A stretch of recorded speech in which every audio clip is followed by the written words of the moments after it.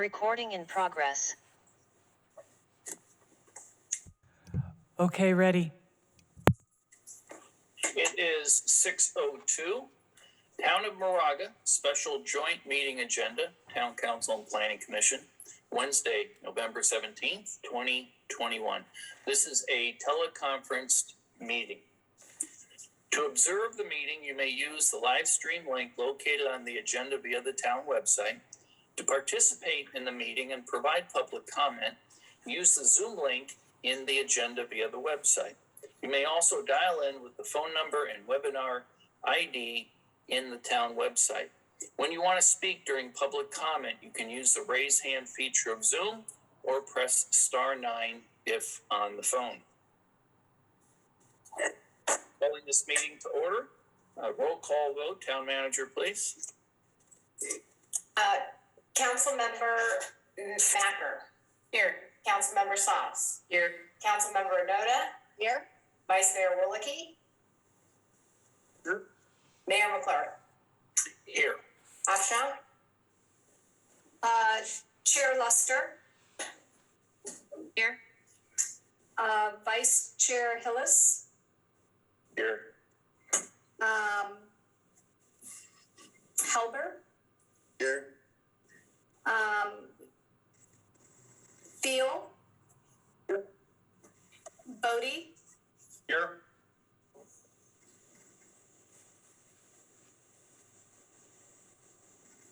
And I know, I'm sorry, I'm not able to see. Davis. Here. And I already did Hillis. There's one more planning commission member. Luter, sorry. I do not see him. Okay. No. Okay, thank you. Okay, moving to the Pledge of Allegiance. I just thought, do we have a flag available? I don't think we do. Okay, then I'll lead us in the Pledge of Allegiance. Please join me.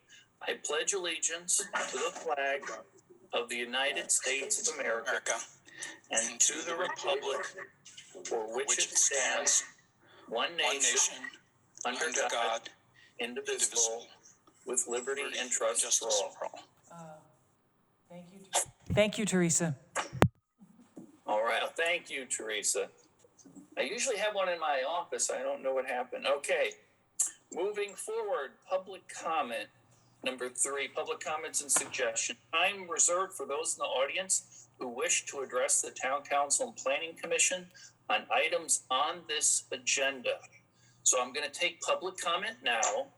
We're going to have a presentation, take questions, and then at the end, I'm going to take a second public comment in the interest of communication and transparency with our residents.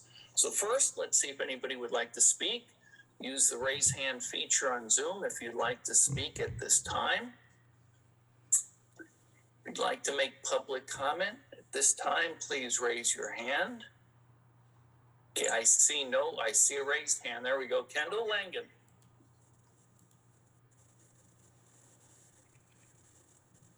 I just want everybody to know I'm here, and I am going to reserve my comments for that later segment, Mr. Mayor, because I think it's more that you all know there are people listening, and hopefully the comments after information is presented will be more relevant.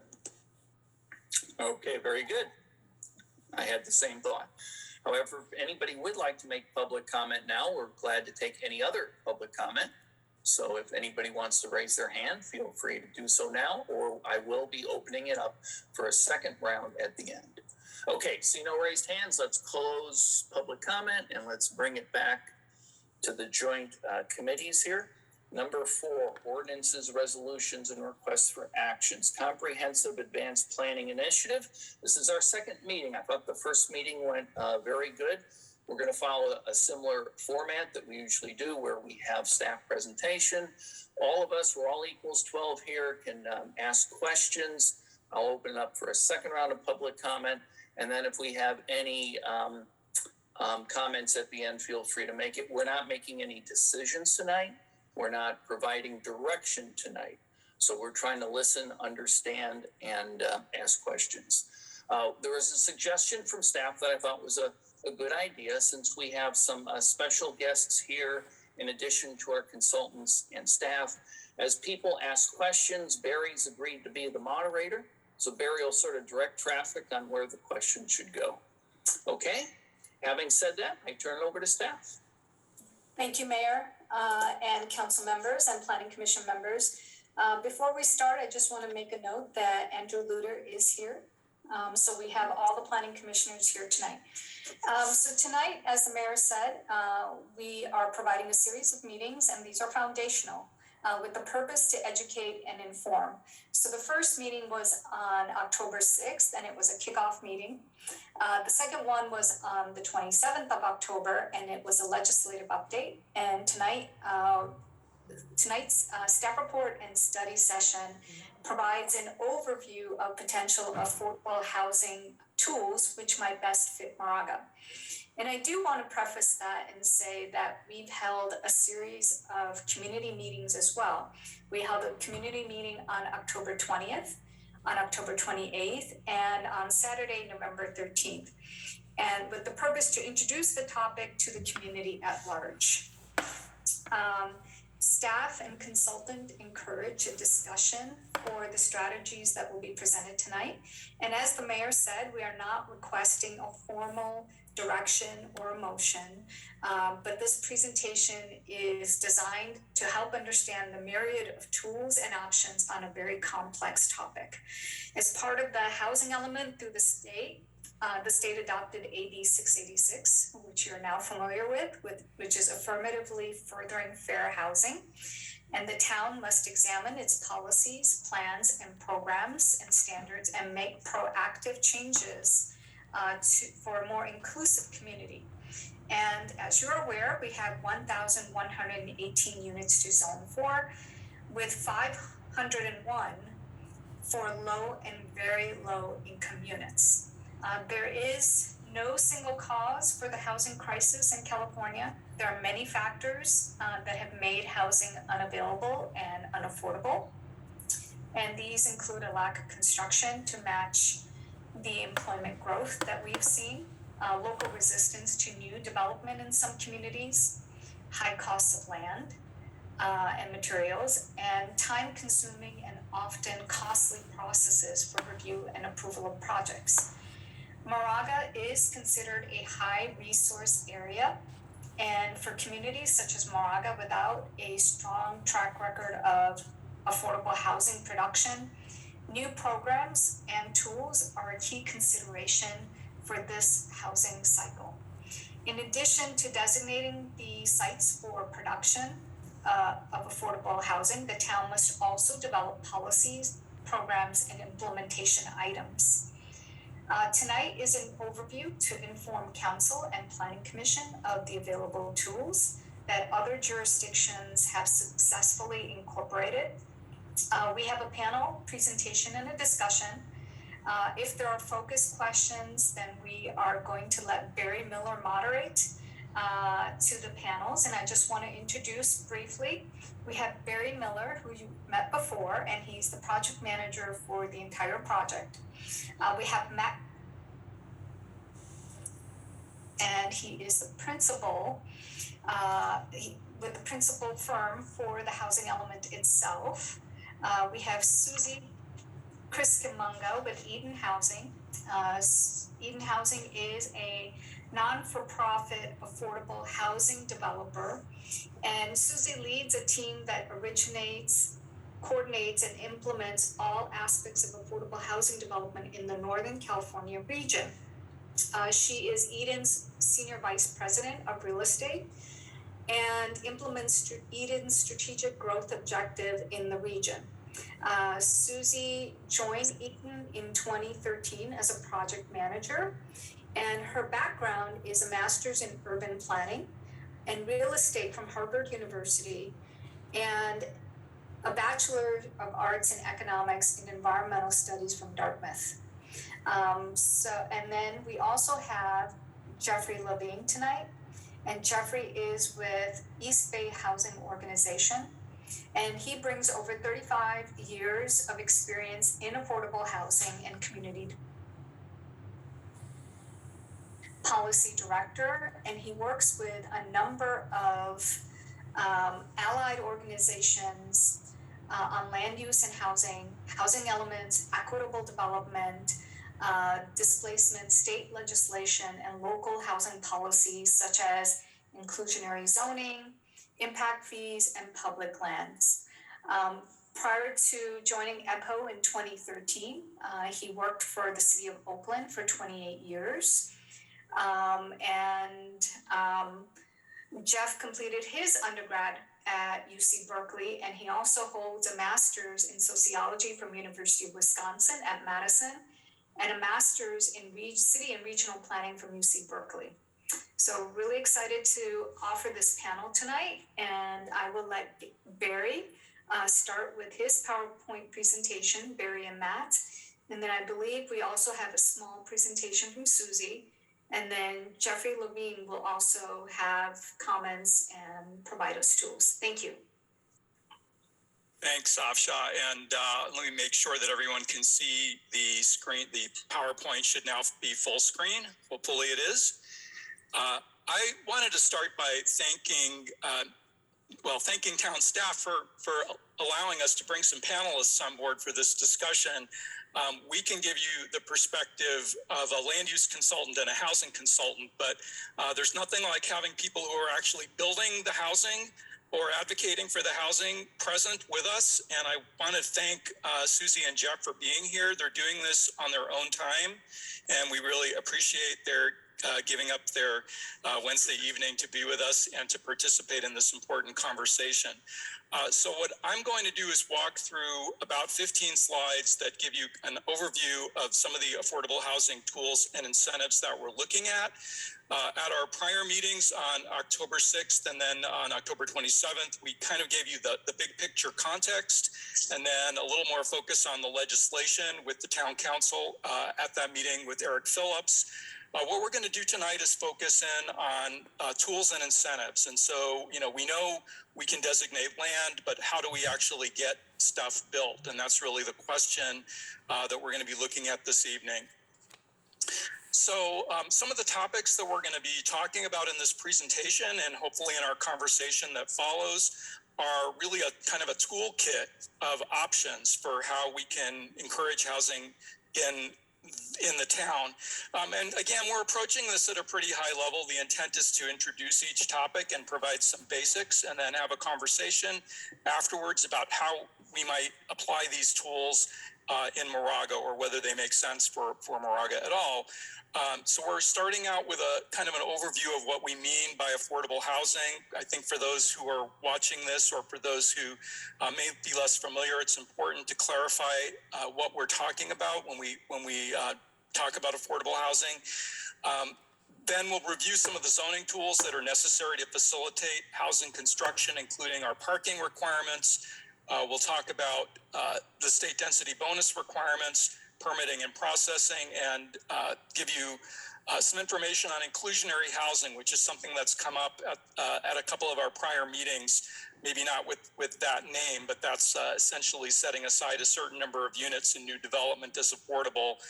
We've got a quick overview of accessory dwelling units, or ADUs, and then finally an overview of financial tools. Again, on the screen on the left-hand side, you see the email address that we've created for the project. If you'd like to send us comments, and this again is primarily for the public, make Moraga home at moraga.ca.us. We are checking that email daily. We've gotten some good suggestions so far, and we appreciate public input to that address. So again, affordable housing defined, we're using the definition that both federal housing and urban development and state HCD use, which is that housing is affordable when it requires 30% or less of a household's income, and that includes utilities and insurance. And most of our state and federal housing programs use this benchmark and apply it to the median income for a particular area to determine when a household is eligible for assistance or for affordable housing. In California, the state calculates the median income for each county every year, and then it uses that median to identify the limits for low, very low, and moderate income households using that data. Those limits are adjusted based on the number of people in the household. And when we talk about affordable housing developments or housing units, we're usually talking about homes in which the cost of the unit and the income of the occupants is limited or capped in some form, and with a subsidy provided to close the gap between what the market would demand for that unit and what is affordable for that household. So you can kind of see the concept illustrated here in this little bar graph, which is that market rate development usually commands a certain rent or sales price that exceeds the 30% standard for low income households. And what makes affordable housing affordable in that second column is that gap, that affordability gap, is closed by reducing the unit cost of housing and by securing financing and funding that allows the housing to be rented or sold at a lower cost. So this is kind of how it works at the highest level.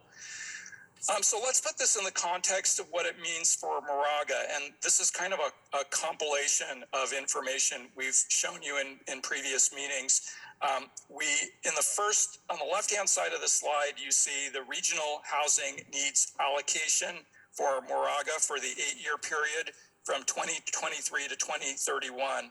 Now, this is the number of units by income category that has been assigned to the city by ABAG, the Association of Bay Area Governments, and HCD, the State Department of Housing and Urban and Community Development.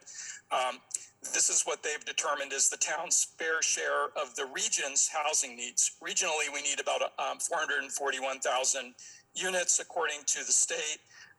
1,100 or so of those units have been assigned to Moraga.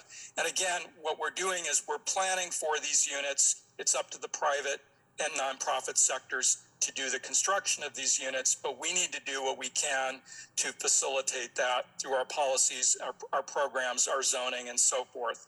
So in terms of what those income ranges correspond to, you can see that at the bottom we have 318 units that we would need to show capacity for households that are earning under $68,500 a year for a household of 4.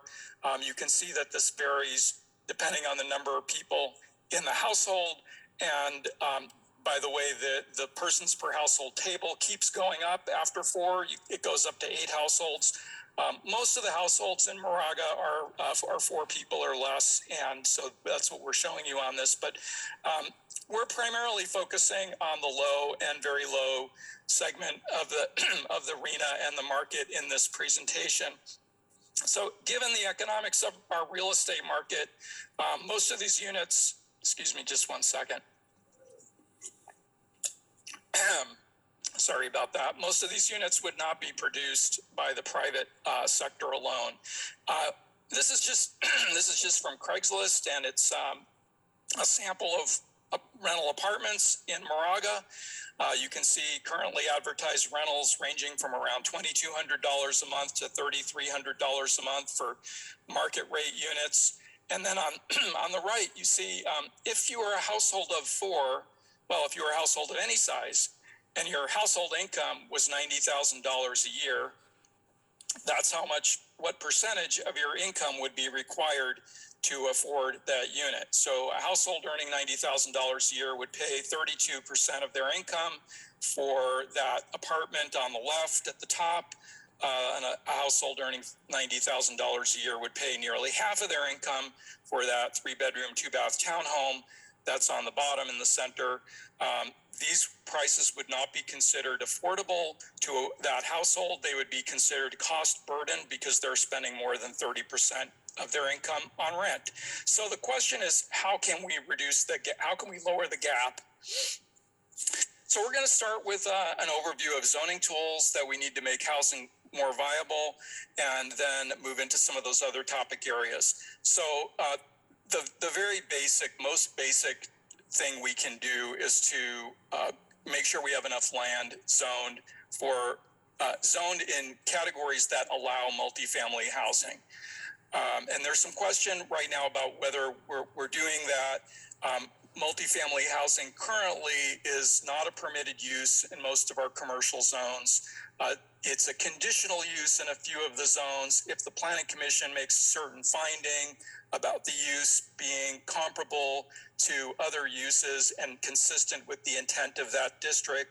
But if you're in the suburban office, the limited commercial or the community commercial zones, and you look at the permitted uses, you don't see multifamily housing on that list. And that is where a lot of our housing opportunities are. So already you're starting with a process that requires multiple public hearings and discretion in order to get approval for those multifamily projects if they're proposed in those zoning districts. A lot of cities have moved to allow multifamily in commercial zones by right. And in fact, there's some pending legislation in Sacramento that almost passed in 2021. It probably will come back in 2022 to require that communities allow multifamily in commercial zones. We're not there yet in Moraga. The next issue is to make sure that the densities that we allow support multifamily housing. And right now, the state requires that at least 20 units per acre are permitted on what we're calling our affordable housing opportunity sites. This is in a city with population under 25,000. If you're in a community with more than 25,000 people like Lafayette, that standard is 30 units per acre. So we're still a small enough community. We're subject to a 20 unit per acre requirement. But the top end of our density range in most of the zoning districts is 20 units per acre, not the bottom end. So really there's no opportunity except through density bonuses and other special caveats of zoning to go above 20 units per acre. So we'll be looking at how we may be able to nudge that 20 units per acre up through this process to the point where more housing, more multifamily housing becomes feasible. Then we have our development standards. And the question here is, do our height limits and our setbacks and our other planning requirements, our parking requirements and so on, support the densities that we allow? So we may say we allow 30 units per acre, but if we only have a 2-story height limit or we require a 30-foot front and back setback, that limits the feasibility of multifamily on those sites. So part of this process of updating the housing element is to do kind of a cumulative analysis of our zoning and see whether our standards support the outcomes that we are looking for. Overlay zones are another way that some communities have incentivized affordable housing. This is where you essentially say there is an area of our community where we want to encourage housing and we're going to create some incentives. Maybe it's an additional story on the building. Maybe it's a reduced parking standard. Maybe it's standards that only apply to affordable units or to senior housing units in that zone that are more generous. There are a number of communities local, close by that have done this and have done it successfully and gotten some affordable housing using incentives. Another tool is to regulate housing without looking at density. In other words, to say we're not going to regulate the number of units you can have on this property. We're going to regulate the mass of the building or the square footage of the building that you can put on this property. And you can do that through a floor area ratio or through a height limit or through some other metric. And what that allows you to do is it's actually an incentive to create smaller units, because if you say we're regulating density, everyone's going to build the maximum number of units, but those units could be quite large. Depending on the development standards. But if you're regulating the mass of the buildings, you can create more one-bedroom units or smaller units that may be more affordable by design. Again, just to kind of put some context around what we're talking about, we thought we would give you some examples of what different densities look like. You can see at the upper left, this is the project where the bowling alley used to be on Moraga Road. It's about 9 units per acre. This product type, really the sort of the construction type that we're looking at, can generally go up to about 12 units per acre. This is permitted in most of our many of our residential districts.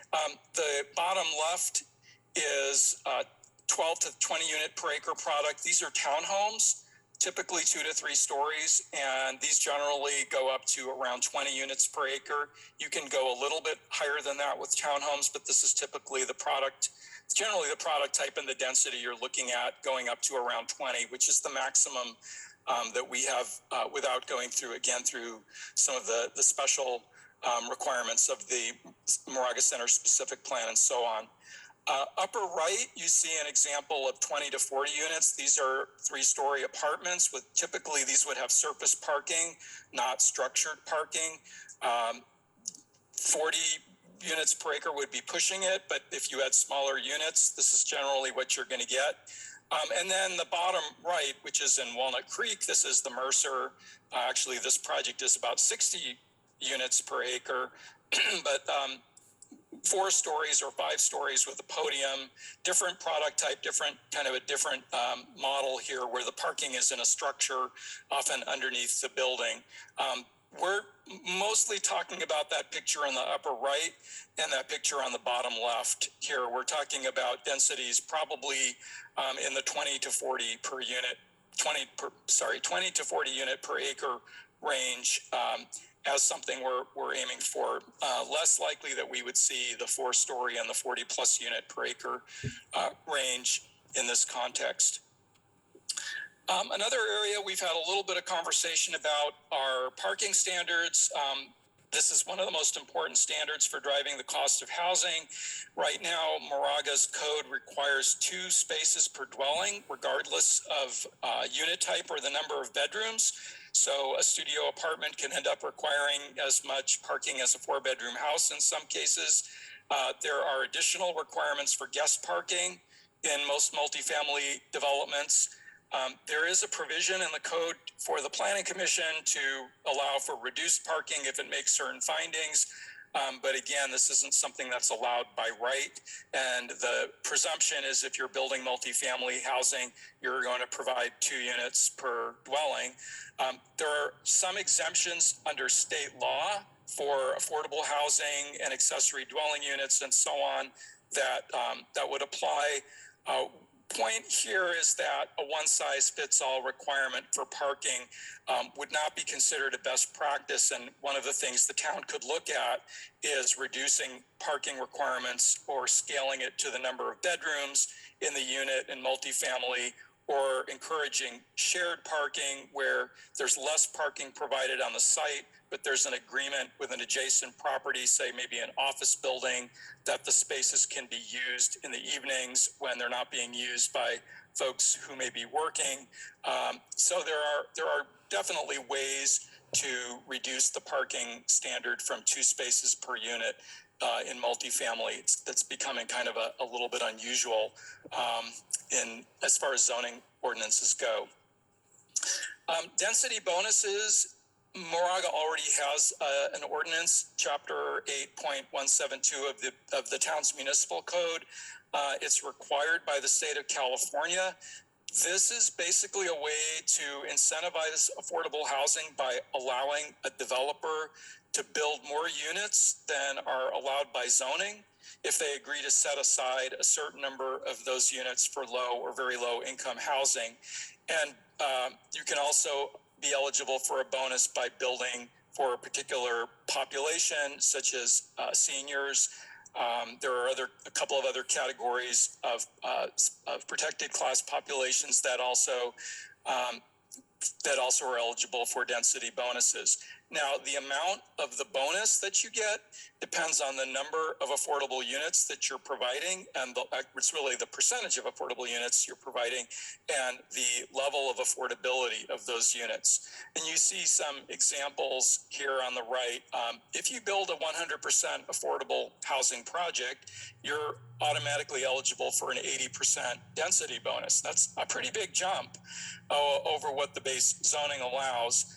But it is also a strong incentive for a more viable and affordable project. That's, by the way, that 80% just went into effect on January 1st of this year. It used to be lower than that.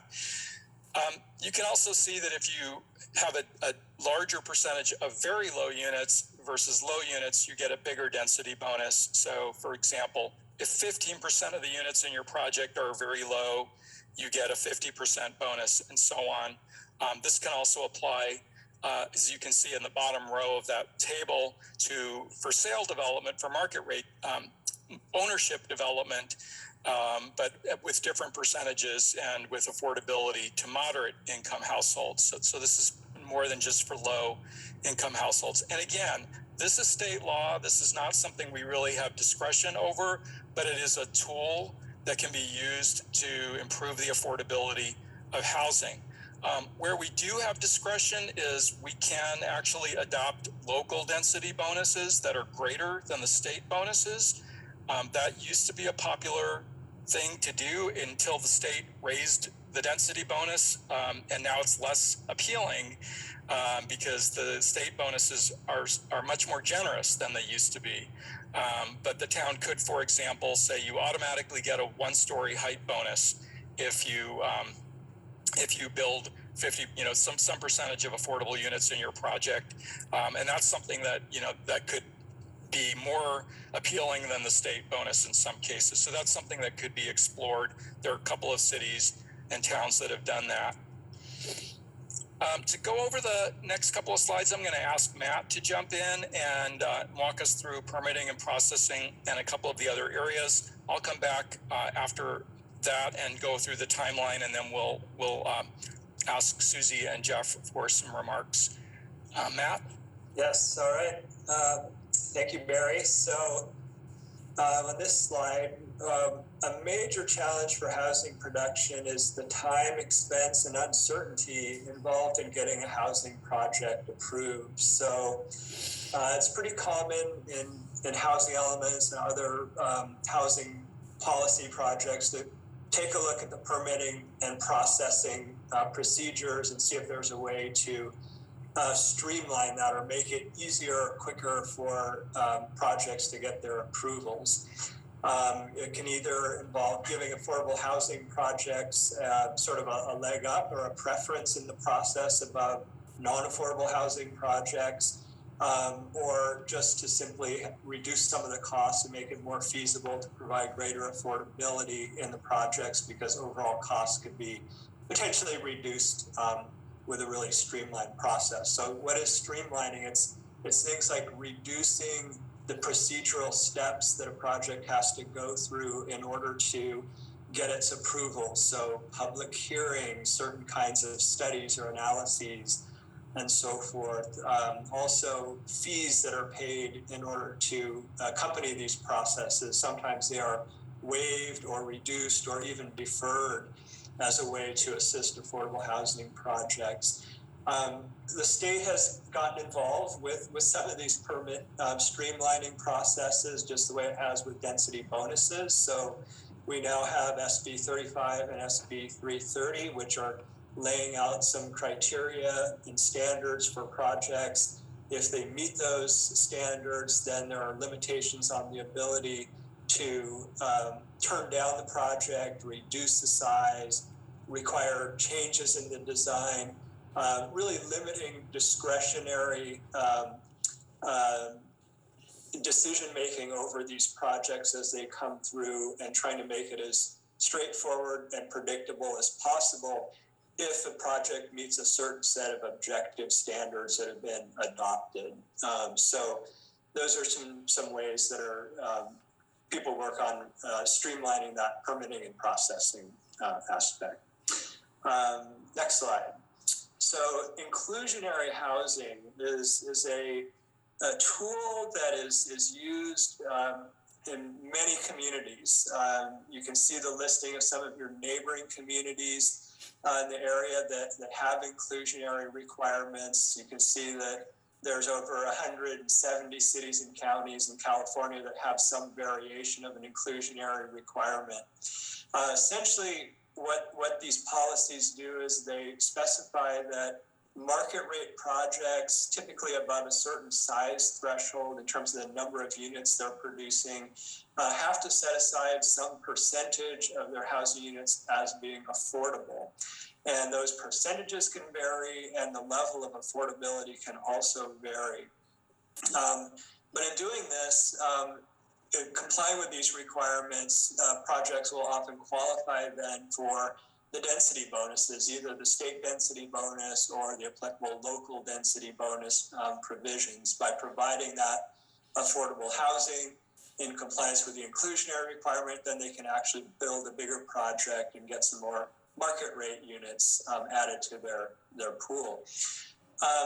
It's a flexible tool. Each community that adopts an inclusionary requirement or policy needs to tailor it to their specific needs and circumstances. And as you can see, there's a lot of parameters that kind of are defined within these inclusionary programs, such as the types of projects that are covered, what percentage of units, what the affordability levels need to be, how long the units provided, the affordable units provided need to remain affordable, where there's alternative compliance options such as payment of an in lieu fee, dedication of land that an affordable housing developer could build on, or any other number of methods to comply that would help to achieve those local affordable housing goals. When in lieu fees are allowed, there's typically a housing trust fund where those fees are deposited, and then they're used specifically to help underwrite affordable housing projects within the community. And those fees can often leverage other types of funding, and we'll talk a little bit more in just a minute about funding sources. But in lieu fees are one locally generated source of funding for affordable housing. The percentages of the inclusionary requirement is really a pretty important factor. Inclusionary housing by its nature is a ride-along type of approach to producing affordable housing units. You only get the affordable units if market rate housing is feasible. And so the percentage of inclusionary units required and the affordability levels needs to be calibrated so those market rate projects will still be financially feasible. Developers will have an incentive to propose these projects and produce those inclusionary units in the process. So it needs to be carefully crafted. Accessory dwelling units, this is something that you've heard about already this evening, and also in a number of the other meetings that we've had around this affordable housing topic recently. They are small dwelling units that are kind of part of a property that already has typically a single family detached dwelling unit on it. They're allowed in all residential areas.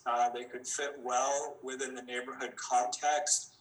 Because they're small, they tend to be fairly unobtrusive and don't create large impacts of, say, on views and other aspects that might be associated with larger housing projects.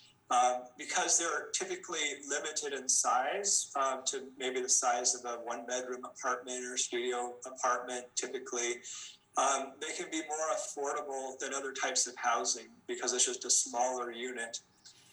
Cost less to build, and they're typically market rates for those are going to be lower than for a larger single family unit, for example.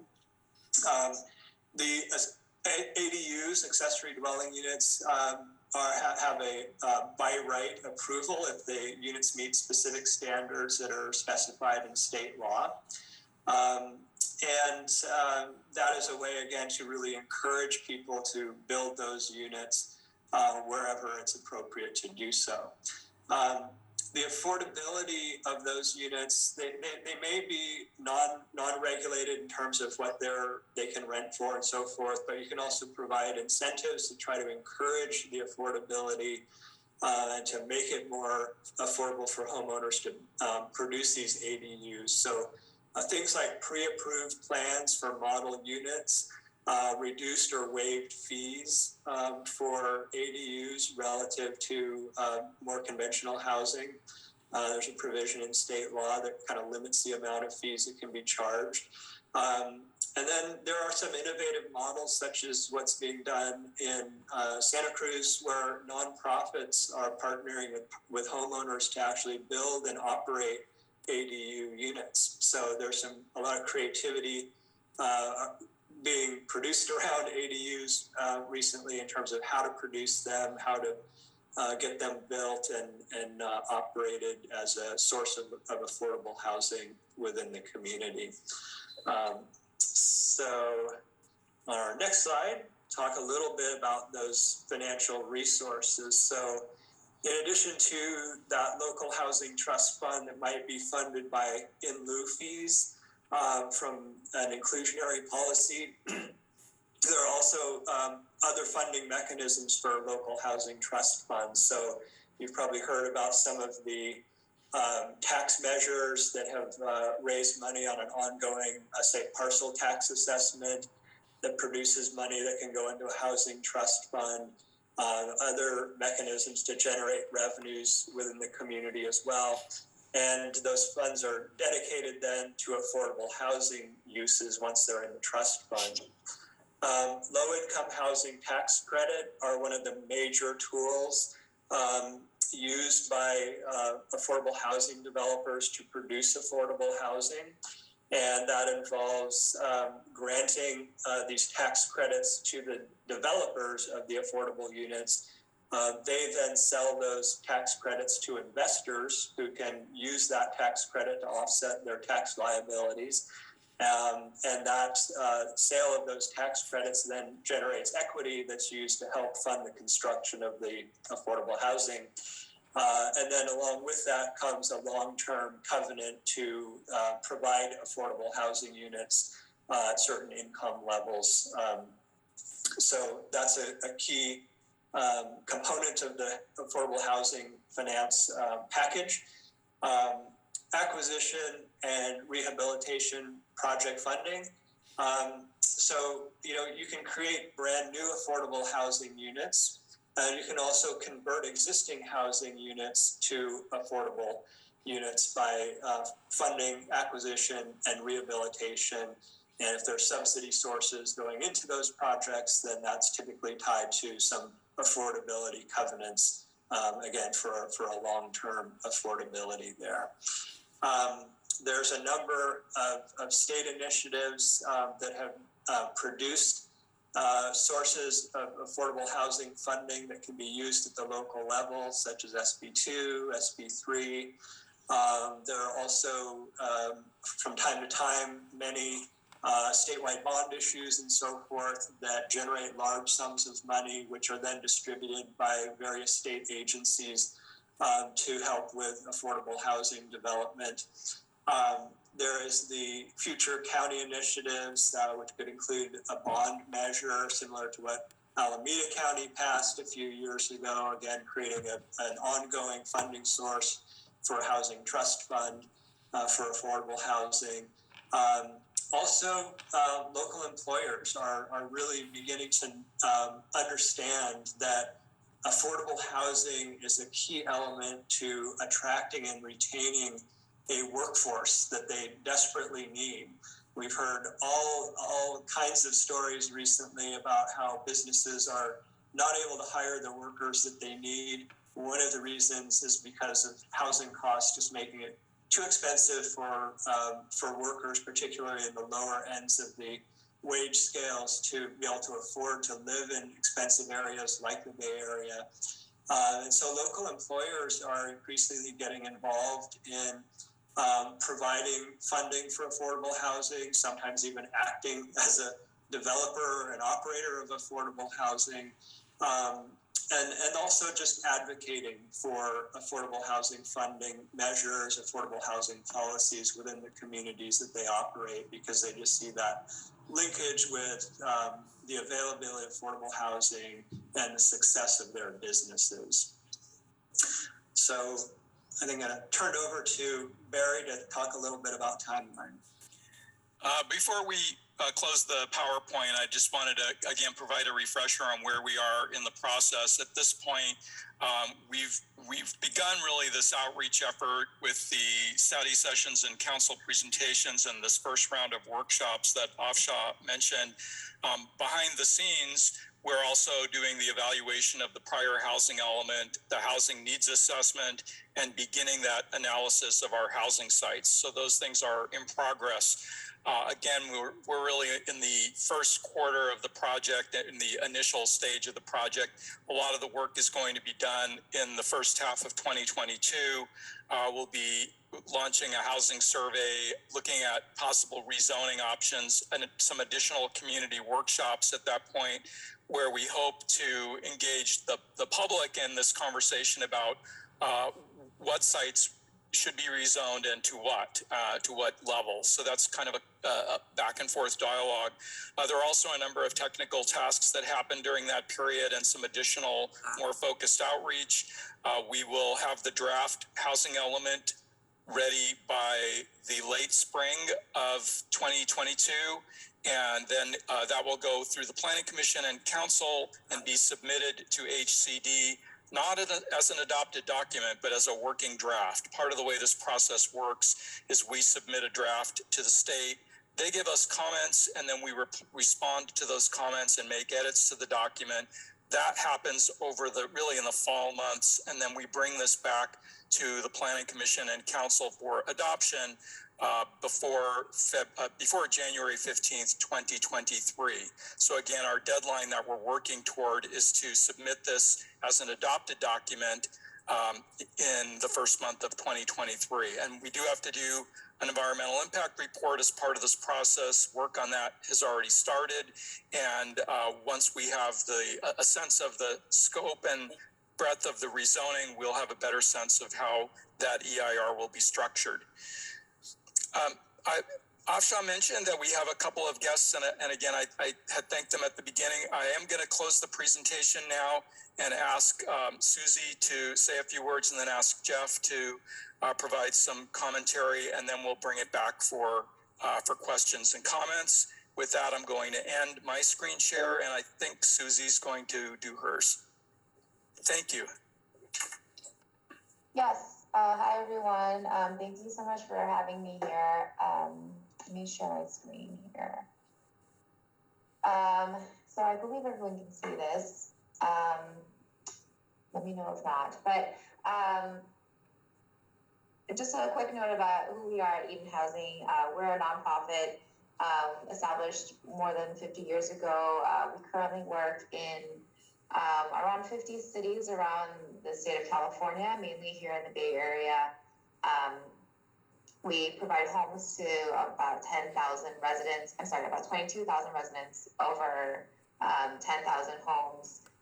We develop and manage affordable housing communities, as well as providing resident services to the people who live in the homes that we provide. We work to create housing needed to make sure that all of our neighbors have a place to call home. I think that's really critical to the work that we do. We, as developers, when we work on building affordable housing, we ask ourselves a few main questions to get us started. Do we have somewhere to build it? Will we have enough money to build it? And can we do it on a reasonable time frame? Those are really critical. If the answer to any of these questions is not optimal, we likely won't pursue a project in a certain location or just in a certain city, because there are lots of opportunities to build around the Bay Area, around the state, and we're looking to build these communities in a timely time frame. What can help us to decide to develop in a certain area are when cities are willing to partner with us in a variety of ways, identifying land. And that doesn't have to necessarily mean that they own land. It can help when, for example, there is a market rate developer looking to do a relatively large development, and having the city come in and say, well, if you want to build this large development, you're going to need to include some affordable housing there. And perhaps they'll carve off a piece of land that they already own for the affordable housing component. They can also provide funding for us to be able to purchase land to do affordable housing. We also look for help with funding, and even if cities don't have any funds currently to help with affordable housing development, there's always ways to improve on that. Inclusionary in lieu fees were mentioned in the presentations before. Affordable housing bonds are something that we're seeing happen across the state. The county of Santa Clara did one a few years ago, as well as Alameda County. And so even if cities don't have their own funds, they can kind of pull together with the cities around them to create affordable housing funding. Inclusionary housing policies come in all kinds of forms, and we find that it's helpful when there are lots of different alternatives available to market rate developers, so that they can pick the one that works best for their financial model, and yet still provide an opportunity to bring affordable housing into the mix. I'm just going to list off a few options that we've worked with market rate developers. So payment of an in lieu fee, asking the market rate developer to contribute financing for the affordable housing project. They could also as a city or a county, you could also require that there's affordable housing built on site as part of that market rate development. Or perhaps the market rate developer owns various parcels around the city, and there could be some sort of land swap where affordable housing is built on one of them in exchange for building market rate housing, perhaps more densely or in some way that's more financially feasible for them on their other own parcels. This last bullet point here, incentives for affordable developments. These can also take various forms. Some that we've seen and we've found to be really helpful are expedited timelines for entitlements. Matt touched on this a little bit earlier. There are some state programs now, SB 35, AB 2162, that help expedite the timeline for affordable housing entitlements.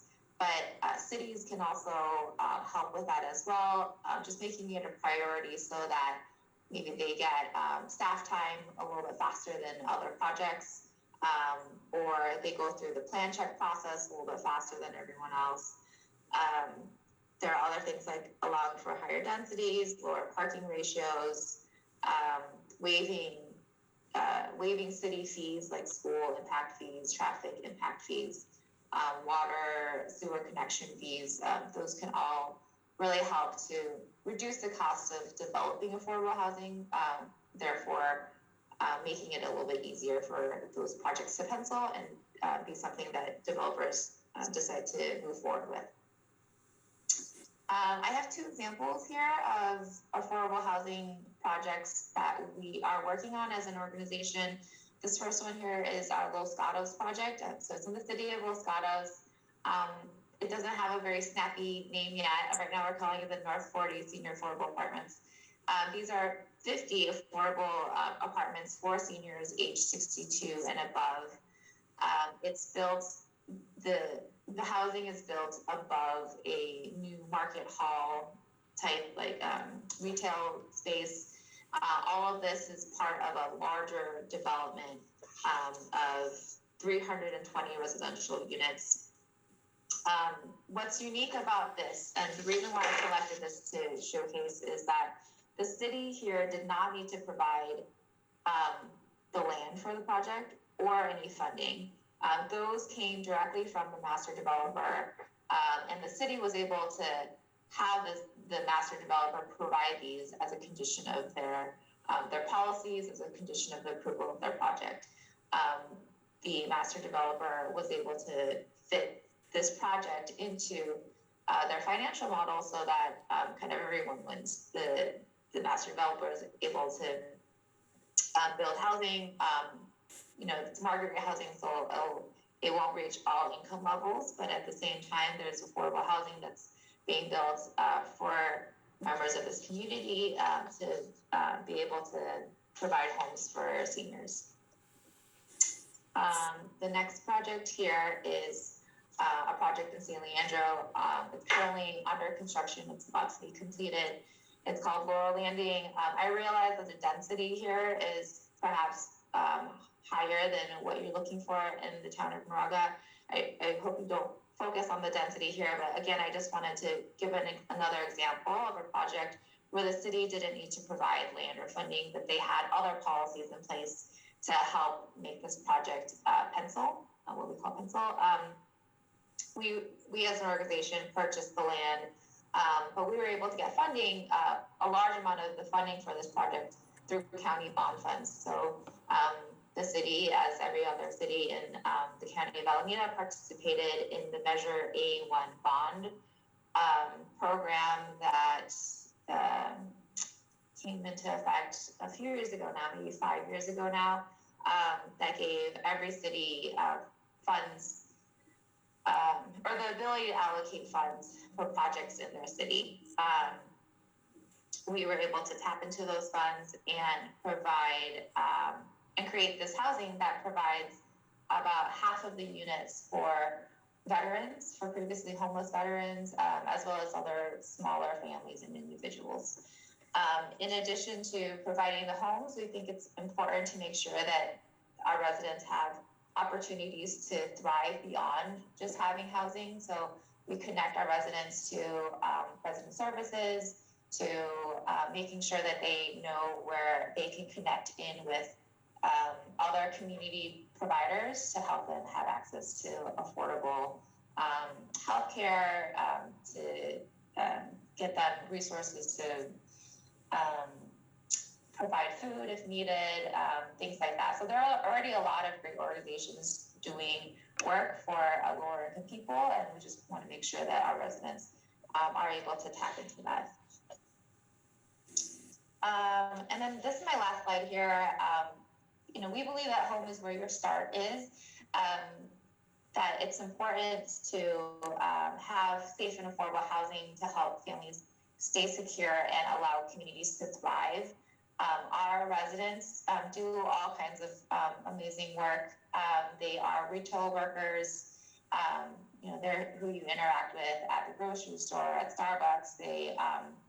We have a lot of Uber and Lyft drivers as our residents, caregivers for children as well as the elderly and other home caregivers, restaurant workers, janitors, security guards. I won't maybe read everything off here, but we serve, we provide homes to all kinds of people in all walks of life, and we just think it's really important to be able to make room for people who we interact with every day in the work and just going about life and making sure that they have a place to be, or the opportunity to be our neighbors as well.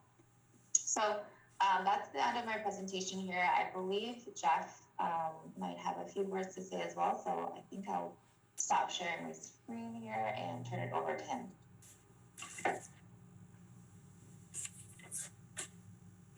Great, thank you, Susie. Good evening, everybody. I'm Jeff Levin, Policy Director with East Bay Housing Organizations. And first of all, just thank you to all of you for having me here and giving me the opportunity to talk with you. I think it's particularly noteworthy that your Planning Commission and City Council are meeting together on this. I wish we saw this kind of joint work session in more places. I think it's really very helpful. I'm going to echo a lot of what's been said because I think the last presentations have covered a lot of ground. But let me just start by acknowledging that this is a particularly difficult housing element cycle. First, because the RHNA numbers this time around are so much bigger.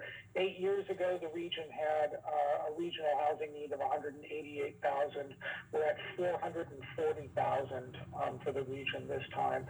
And so it's become really clear that if we're going to meet that regional need, then we're really going to be asking everybody in the region to do their fair share. And it's going to be a heavy lift in a lot of places. We understand that, and we would actually really like to work with you and try and help you to get to that goal. We really want to see everybody able to put together not just a compliant housing element, but a housing element that can actually serve as a blueprint for how the city moves forward to meet its own housing needs and help the region as a whole meet the regional needs.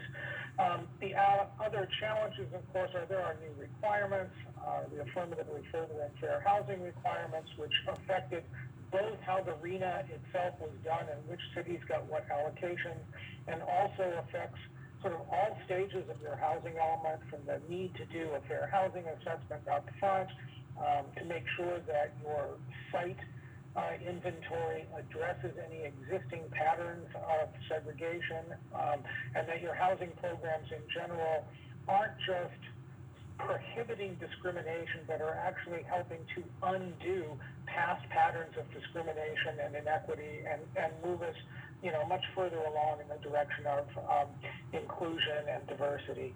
And all of that's going to be more challenging, along with, I think, some higher standards for what constitutes adequate sites when you put together your inventory. So we'll keep all of that in mind as we try and move with this. Three elements, and I think people have touched on all of these, the land supply, the regulatory environment, and financing. I think Barry already touched upon the land requirements, and that there is a requirement that your sites for very low and low-income housing have a minimum density of 20 units to the acre. There's certainly no expectation or requirement that a town like Moraga build high-rise housing to meet its affordable housing need. But I think we also know that single-family housing, where housing is going for well over $1 million, is not going to be affordable to people making $40,000, $50,000, $60,000 a year. And that's why we look to multifamily zoning, as that's really the only way we're going to be able to get housing that's affordable to those groups. And, as I mentioned, you will need to take a look at some of your past patterns with respect to the fair housing analysis to make sure that you're not concentrating your sites in just one part of town, and really trying to provide a more diverse and scattered inventory of suitable sites for housing at all economic levels. On the regulatory side, the two things that developers really need are, first of all, predictability.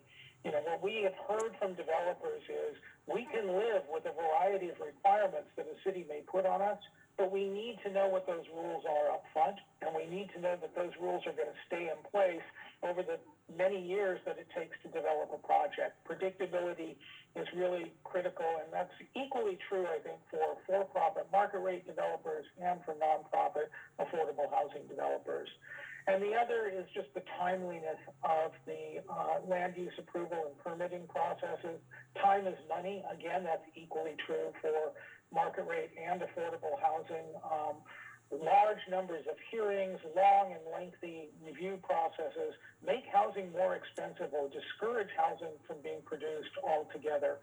And so, I think that's why there's been so much emphasis on trying to figure out when it's appropriate for housing to be permitted, quote, by right, which really means that housing projects can be approved by staff at the permit counter through ministerial review. You can still apply objective development standards and design standards. It doesn't mean you have to allow anything to be built, but the standards have to be objective and clear. And we certainly want to try and minimize the number of public hearings that a project has to go through. When we've already gone through the process of doing a general plan and a housing element and saying these are the places where we want to build housing, where housing conforms with the zoning, we want to make sure that it's possible for people to then move expeditiously to actually build that housing. Several people mentioned inclusionary housing. It's a very important tool, and it's used by a lot of both large and small cities. I think people have mentioned the importance of alternative compliance. So we think of inclusionary zoning mainly as a market rate project that includes 10, 20% affordable housing. But as others have noted, most inclusionary housing ordinances also provide for alternative compliance. The payment of an in lieu fee into an affordable housing trust fund that can be used by affordable housing developers to help finance their developments. Dedication of land that can be used for affordable housing.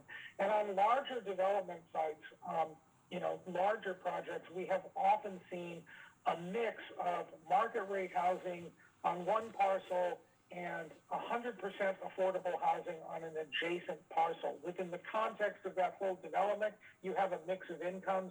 From a financing standpoint, it is actually easier to finance the affordable housing if it is done as a 100% affordable project, where a nonprofit developer can actually go out and leverage state, federal sources of funding that are pretty much available only for 100% affordable projects. So retaining some kind of openness for different ways that people can comply with an inclusionary requirement is really important. And then I will just note that it's really important, if you do consider an inclusionary ordinance, to have a feasibility study done as part of that, to really work through the numbers and make sure that you're coming up with a set of requirements that are doable. We have seen places that have come up with extremely ambitious sounding inclusionary requirements that are actually serving more as growth controls than as incentives for production of affordable housing. So it's really important to have that feasibility study.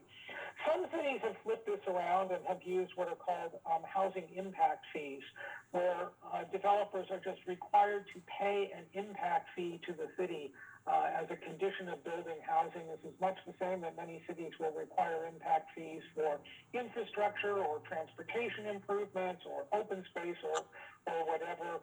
Some cities have impact fees charged on new housing to pay for affordable housing. Some cities have commercial impact fees that are charged on new commercial developments.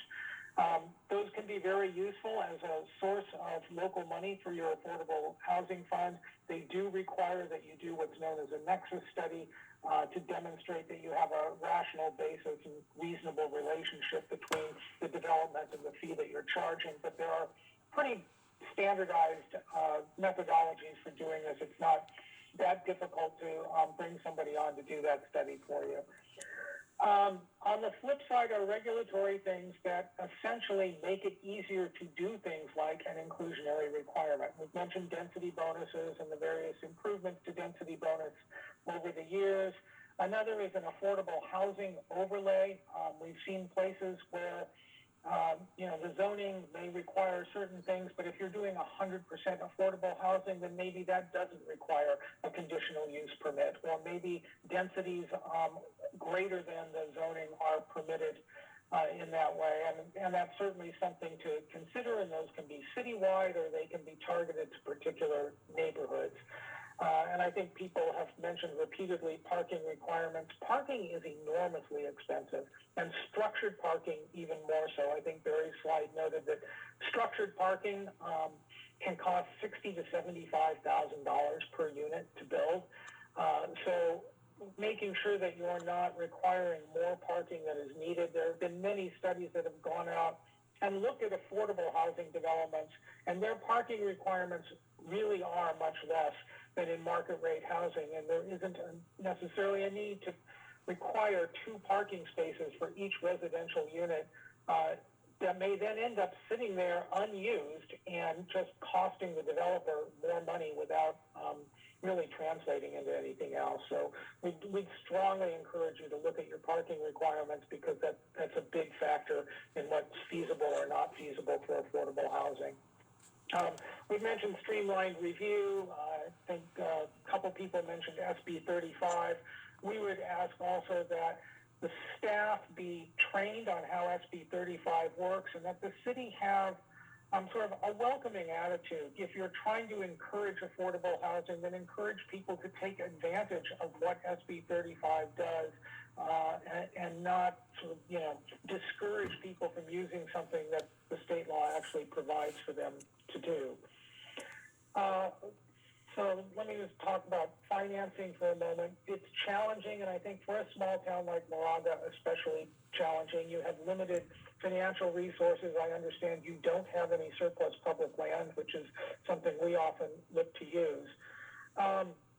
There are still some local options. We have seen cities, look at all kinds of small revenue measures. Some cities have done things like provided for or increased the business tax on rental housing. I don't know if Moraga has a business tax on rental housing, but rental housing providers have actually done quite well in the pandemic and before. Surprisingly, fewer losses in rental housing than we thought. But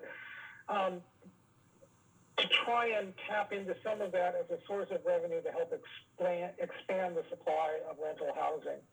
There's been a lot more interest in the last number of years at county and regional level financing, which historically we had not seen much of. I think we mentioned Alameda County had Measure A1, which was a $580 million bond measure. It was very successful in getting housing produced throughout many parts of Alameda County. We would love to see a similar measure in Contra Costa County. It's something of a heavy lift in the county, as I'm sure you're aware, and having more political support for that coming from local political leaders like yourselves would be really important and would then provide a source of financing that can be tapped into to help Moraga meet its own housing goals. And similarly, you may be aware that we now have the Bay Area Housing Finance Agency, a new regional housing agency operating under the aegis of MTC and ABAG. And there is a lot of discussion about having a regional bond measure on the ballot in 2024. Again, having wide political support for that is really critical. And that also can be really important. The particular importance of local and county and regional financing is that makes the difference in terms of getting low-income housing tax credits or state housing money. I'm sure Susie can speak to this more so than I can, but often your ability to get those funds depends entirely on having local financing in the mix. It's really, really difficult to go after those other sources if there isn't some more local money in the mix as well. And then last, I'll just mention that in general, public engagement throughout your housing element process to make sure that you're hearing from all sectors of the community, identifying your needs, and then crafting the right solutions for the needs that have been identified. And of course, political will. What we would hope is that the housing element comes out as a statement from the city that we are committed to meeting our housing needs and contributing to solving the regional housing crisis. And this is our plan of action for doing it, and really trying to build as much public support for that as possible. The political will is really critical. And so, again, I'm really happy you all are here tonight and meeting together. And I hope we can answer any questions that you may have. Thank you, Jeff. I'd like to turn it back to the mayor now, and then we can begin the Q&A. Okay, very good. So first of all, thank you very much. Very informative guest speakers. That was absolutely helpful because we don't want to just have a zoning plan that doesn't get built. At the end of the day, I'm a problem solver. We're all problem solvers. Let's figure out a way to make this actually happen by the end of 8 years or sooner. So it's fantastic. And I'd also like to compliment everybody. The topic that you've covered tonight of tools. And I remember meeting with Afshan, the town manager, and I said, oh, well, that's interesting. And we have density bonuses, but the list of tools here was much more expansive than I was aware of. So I just want to compliment you on that. So we're going to go to questions now. And again, since we have 12 people, I think what works best is ask a question, maybe a short follow-up, but then we'll go to another person, and then we can do another round of questions and another round of questions on an as-needed basis. So who would like to start off with questions? And I'm looking at two screens, so a little patience, please. And there we are. Councilmember Sauce. Found you. Thank you, Mr. Mayor. As to the inclusionary housing ordinances, I see that there are two approaches, at least, that are described in the staff report. One is the approach that Lafayette has taken, which is to only have it apply to the downtown area. And then there's the approach taken by Danville and others, where it applies, I gather, throughout the jurisdiction. And I was wondering if you could expand on the pros and cons of the two different approaches. Sure. Let me ask if either Matt or Jeff or Susie want to respond to that. I could express something on that too, but from your experience. I'm happy to. Go ahead, Matt. All right. Well, yeah, I'm sure others will want to jump in here, but I think it's a trade-off, right? If you are focusing your policy just on a certain area, then you're in a sense casting a narrower net than if you focused your policy or you expanded your policy to cover the whole jurisdiction. But also there's recognition potentially that conditions are different in different parts of the community. So maybe the market is very strong in a downtown area, but less so in some of the other neighborhoods where market rate rents or market rate sale prices are not as high and less able to support inclusionary requirements. So I think it really goes to that question of fine-tuning the policy to really match your local conditions and your local objectives. So there is no one-size-fits-all standard approach to inclusionary policies that you can just pull it off the shelf and it works for you the same it does for the city of Los Angeles or what have you. So that's where I'll end and hand it off to others. Jeff, did you want to add something? I do. I think at EPHO we are generally more in favor of seeing citywide requirements. I would say you would want to do an analysis to find out whether the marginal cost of an inclusionary requirement is actually going to be enough, or the marginal value of not having one is going to be enough to account for market differences in different part of the city, or whether it just becomes a political argument for not doing it in certain places. And in this round and in this environment where there's a lot of focus on affirmatively furthering fair housing and breaking down discriminatory barriers, there's the real risk that by saying we're going to have an inclusionary requirement only in one part of town, meaning we're only going to encourage affordable housing in one part of town, that's a fair housing issue. And so I think you really need to weigh that very carefully if that's something you're considering. And I just want to add that I think that this is where the in lieu fees really play a role. Because if you're having, say, a residential development with 13 units, then they can pay that in lieu fee for the 2 units to that housing trust fund. Whereas if you have a larger development in the downtown area, then you can have a requirement that if it's over a certain number of units, then actually the units have to be produced. So you do end up at least getting some assistance with your housing from those smaller developments that might not be in the downtown area. I would also, I'm sorry, I would also add that the approach, the citywide approach is much more common. I have not heard of that many communities that only have an inclusionary policy that applies in one sub area of the community.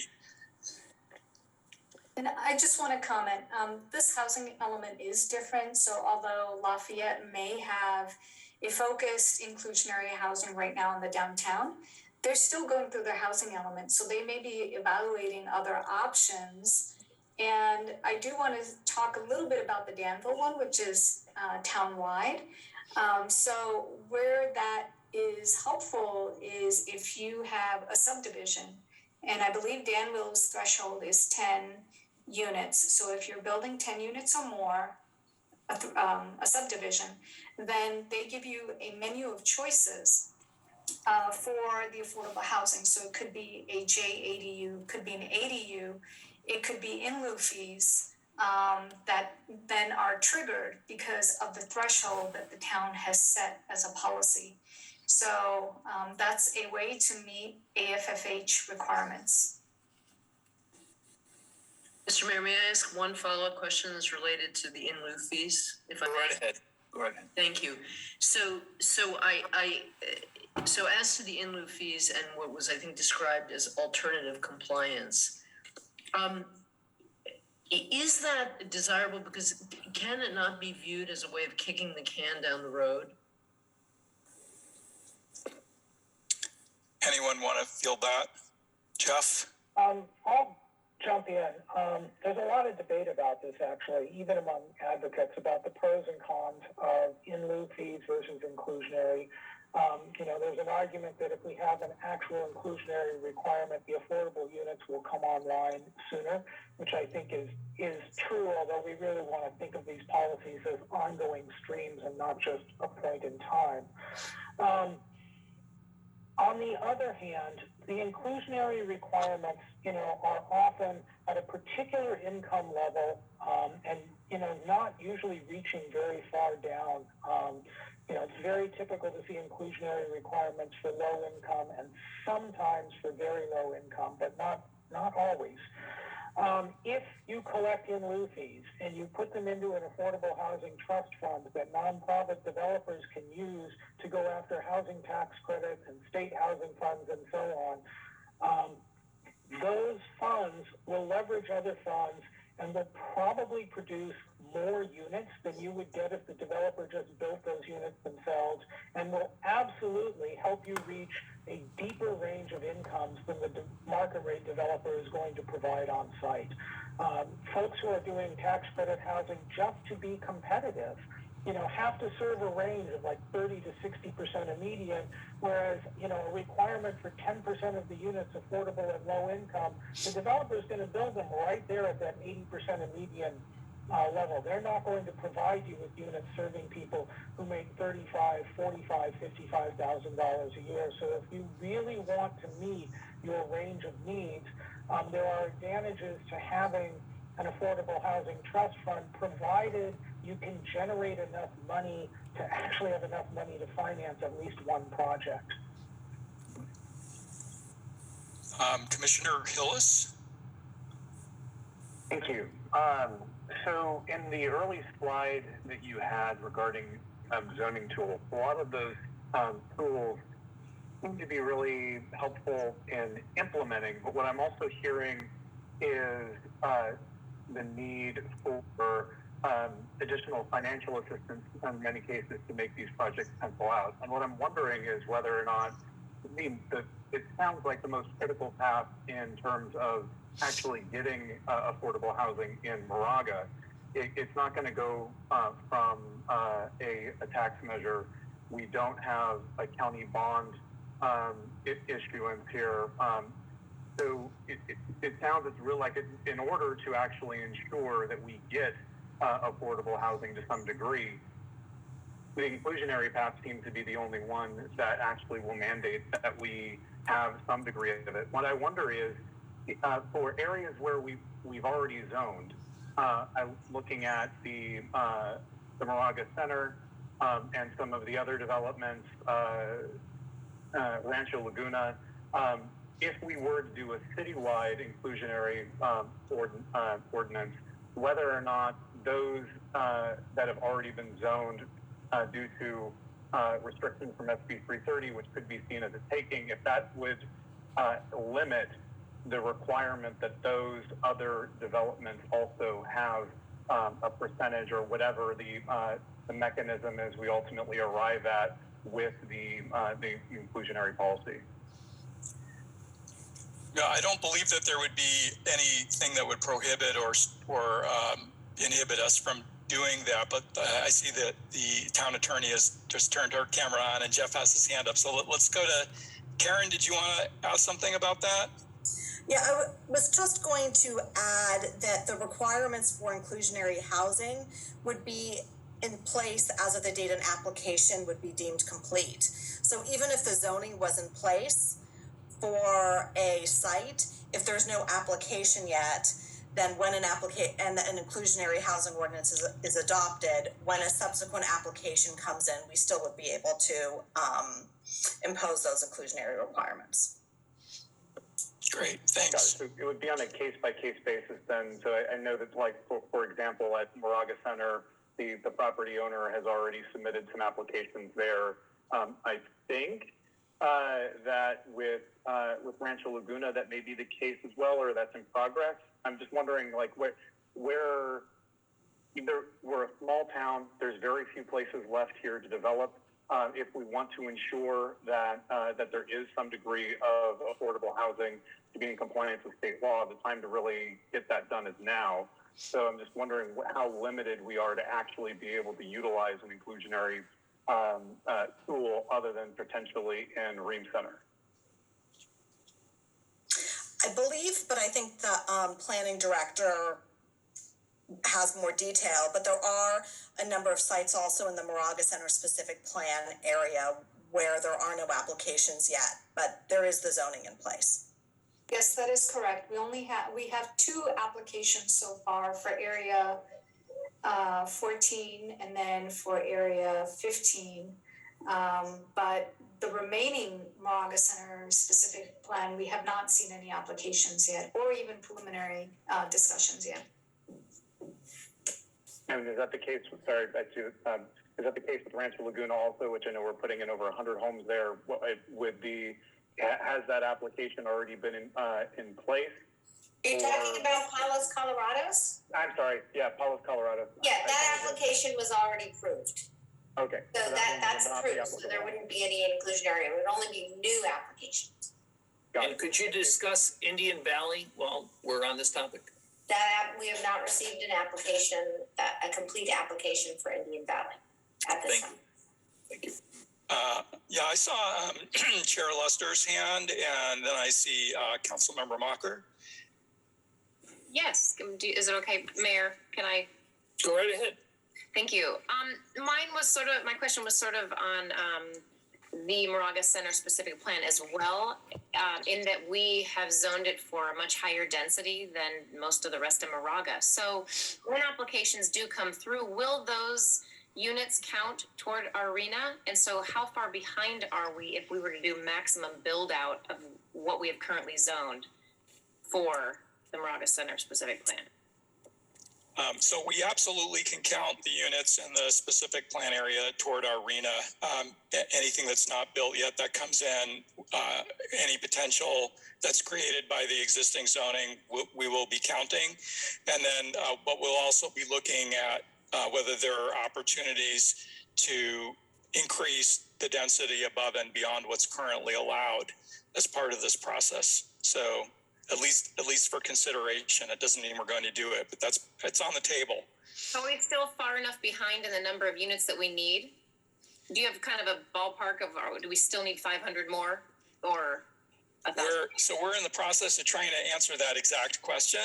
And it kind of depends on how much of a buffer we allow us, because we need to have a little bit of a buffer beyond the 1,118 units that the state is looking for.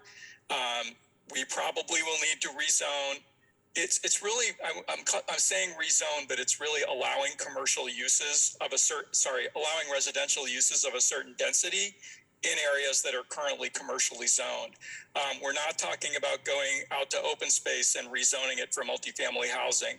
We're talking about strategically looking at shopping centers and office buildings and commercial sites that may be underused and allowing multifamily housing in that 20 to 30 unit per acre range that wouldn't be allowed today. And by doing that on a couple of strategic sites, we can close the gap. Thank you. And Jeff, if you can make a quick comment, then I know there are a few other people queued up to speak. Yeah, I just wanted to add on to that. I think, that's correct to the extent that you have sites approved for projects, but you haven't built them yet, then the number of units that you have approved on that site reduces your site requirement accordingly, remembering that this is by income level. And so when Barry mentioned the importance of having a buffer in your zoning, I want to call your attention to another recent change in law, which is the no net loss requirement on site inventory, which is you're going to do a site inventory and it's going to identify not just, 1,000 or 1,100 unit capacity, but by income level and site by site. If you identify a site in your housing element for low income and market rate housing comes forward proposing to be built there, you can't approve that site for market rate housing without also identifying other newly zoned sites added to your housing inventory to make up for what is essentially the loss of capacity for affordable housing. Similarly, if you say we're going to build 200 units on this site and only 100 units get built, you will have a 100-unit shortfall. So when you do your site inventories, don't get over ambitious with how many units you say can be built on there, because that could come back to bite you later on. And it's always wise, if you can, to put some buffer in so that you don't have to go through this exercise of identifying replacement sites. Thanks, Jeff. Councilmember Mocker and then Councilmember Walke. Thank you. I really appreciate the background and the education about all of the various tools. One tool that we haven't really discussed, and perhaps it isn't viable, but I just wanted to ask the experts on the call about, is about religious institution housing development programs in terms of working with churches, faith-based institutions to build affordable housing on these types of properties. Any learnings from other jurisdictions that we can hear about? It's a great comment. And yes, we are going to be looking at opportunities on church-owned properties and institutional properties. And certainly the faith-based community is a potential development partner in all of this as well. And there is some legislation that actually allows us and encourages us to look at these sites as part of our inventory. There was a time where you wouldn't have counted them, but we definitely look for those opportunities now. Hey, Barry, if I could just jump in, since you work with Orinda, Amy Worth had mentioned to us that the exact point here, there are churches who work with nonprofits. So could you tell us what maybe Orinda did as an example? Yes, I can't recall the name of the church, but they identified an area. It was a flat area below. Sorry, my other phone's going.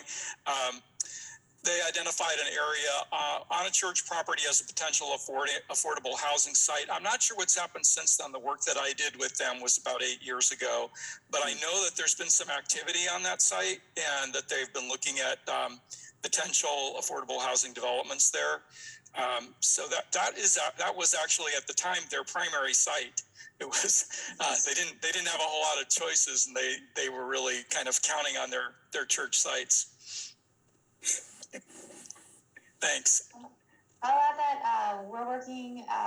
You're exactly right that this is another opportunity to tap into finding land for affordable housing. We're working on a project in the city of Oakland where the pastor had a vision to add affordable housing to the parking lot where his congregation would park on Sundays. We're still replacing the parking so that they continue to have a place to park, but above it, we're putting affordable housing for seniors and for unhoused people. And it's a great way to add affordable housing to a community.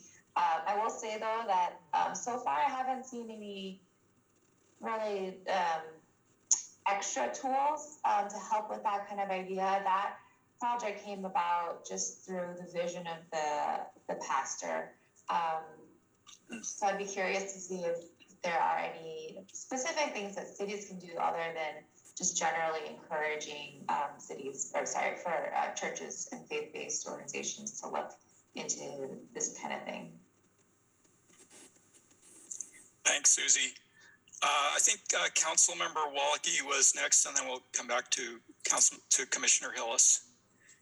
Thank you, Barry. This is a question for Susie, if you would answer it if you can. Your development in Los Gatos, which I think we read something like North 40 Senior Affordable Apartments. Can you educate us? Was that designed to satisfy RHNA, the RHNA criteria? And if so, was that driven by the town, and how did the town drive that? Or was it built exogenous from the RHNA criteria? Well, the developer is Summerhill Homes. They're the master developer. They, out of their own volition, they wanted to develop this property that they had site control of. The reason why it was available for development did not specifically come out of the RHNA process. They worked on rezoning the site to allow for this greater amount of development. So I don't think this project came out of really trying to satisfy RHNA. It was really more out of their desire to develop this parcel of land. What the city did to influence the project is, I believe that they have an inclusionary policy that required Summerhill to find an affordable housing partner to build an affordable housing component. Thank you. And they would count those units toward their RHNA regardless, so those would be part of their inventory for the next cycle. Oh, okay. I'm assuming that. Oh, you're on mute. I'm assuming then that they have kitchenettes or something in them so that they can satisfy the RHNA requirements. They definitely have full kitchens. They're standalone units. Great. And Commissioner Hillis, did you have a comment? I had a question that I think went on. Councilmember Maker's question, I think, was really apt, is looking creatively at other areas where we can try to find housing opportunities. And I'm just wondering whether or not, Barry, as part of your analysis, you're also looking at special districts, school districts, those types which might actually have surplus property where the town of Moraga does not. I know in some communities, they've gotten creative for teacher housing, for example, of looking at school district land and developing that for affordable teacher housing. I'm just wondering if we can look at some creative solutions like that here as well. We do intend to do that. That's something that requires coordination with the superintendent and the school board and their facility planners. But certainly that's an opportunity that we would be looking at. We are looking at, and in other communities where I've worked, we've absolutely identified surplus school land for housing opportunities. It's actually a pretty important contributor. Oh, Afsha? Yeah, I just want to comment that staff has done some preliminary outreach with St. Mary's College, which is a huge resource in the town of Moraga. And we're just having some initial discussions about what's possible and feasible with them. So we will continue to reach out to them and work with them in any future endeavors. I'll turn it back to the mayor. Yeah. Well, thank you very much. I wanted to follow up on inclusionary housing. So let's say we have a provision, let's say it's a 10% provision. So you want to build 150 homes. We need 10% of those to be affordable housing. Let's say that development is out in a very rural area of Moraga. Let's take Indian Valley as an example. It's on the city limits right next to Canyon. It's walkable to nowhere. You would not put 20 to 40 density units out there. Is there an ability to do any kind of a transfer or swap where we will let you build 135 of your regular market rate if you will build 15 affordable houses in our town center? Well, the short answer is yes. I think, you know, the question you're looking at there is, do you have land for them to put those units? Are you going to instead collect an impact fee that's equivalent to the value of those units that can be put in the housing trust fund and then leveraged to create a larger development? You could also require that those be in-law units as opposed to a 10-unit multifamily development. Of course, if you do that, those units will be out there most likely. But there definitely are creative ways that you can achieve whatever objective you're looking at. And I do want to see if Jeff or Matt, if you guys wanted to add anything onto that. There are just tremendous numbers of alternative compliance options that can be considered. So things like, whether the inclusionary units are like for like, that you're providing, for sale single family homes as inclusionary if it's a big single family subdivision, or do you allow ADUs or apartments or something else. The off-site option to, a developer could potentially acquire a site themselves elsewhere and build. If you were to allow it, they could also partner with a developer who's providing affordable housing and enter into some sort of agreement to assist that project. So there is the opportunity to have a lot of creativity. And then it's just a matter of, how complex do you want your ordinance to be administratively to consider all these options and so forth. Thank you. Councilmember Sauce? Thanks, Barry. Sorry, Brenda. One of the things that is discussed in the report and was mentioned in the presentation was this notion of jurisdiction to offering fee reductions or waivers as a way of encouraging this sort of development. So, I mean, the fees are set based on our cost. And so the idea of waiving or reducing is kind of, the initial reaction is, ooh, not sure want to do that. But how effective is that really? Because I'm just wondering what percentage of an overall cost of the process really is attributable to the fees. And so does it really help get things across the goal line if you waive or reduce them? Yeah, great question. Susie or Jeff, do you want to chime in on that? Yeah, every city has a different fee structure, but we see them sometimes at about $50,000 per unit. So if we're building, a 50-unit project, that's a really substantial amount of money. And if the city doesn't already have other funding that it can provide, it can really go a long way. I've never seen all of those fees be waived, of course, but maybe a portion of them. And so that can certainly help. But whether it's the sole reason why a project can get the green light or not, that's not. It's not a large enough factor. There's a lot of other reasons why a project would move forward or not. I just add, I agree. It's not, in most cases, it's not going to be enough to cover the entire gap. But, as Susie can certainly say, affordable housing providers put together 5, 6, 7 different sources of financing to cover the gap. There's nobody who's providing 100% of the gap. I will say that if the locality provides a fee waiver, that counts as a local contribution. And if your developer is in competition for state funds where the tiebreaker in the competition is local financing commitment, then the fact that there's a fee waiver could make a difference.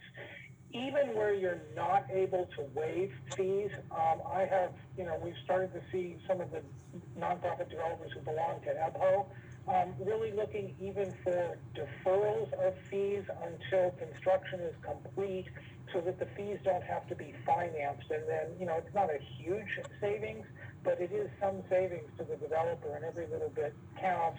You'd still get the fee revenue ultimately, so your cost covering issue, is resolved. But just changing the timing on it can make, some difference to the developer. Not enough to be what makes or breaks the project, but every bit helps. Commissioner Luster? Thank you. So the RENA requirements are really high, as we know. And we as a town are really small, and we are likely to get pretty close to the numbers that we need to show the state we potentially could develop. So with regard to the need for a buffer, can a town grant a general plan amendment to change zoning more on a project by project basis if the developer proposes a development that will provide affordable housing? So is that a good justification for an amendment to the general plan? When it comes to sort of needing that buffer at the end of the road, if we've gotten very close and like you said, someone in the Moraga Center specific plan developed 100 instead of 200, and then now we need to do a little bit more moving forward. Can general plan amendments be a tool to use?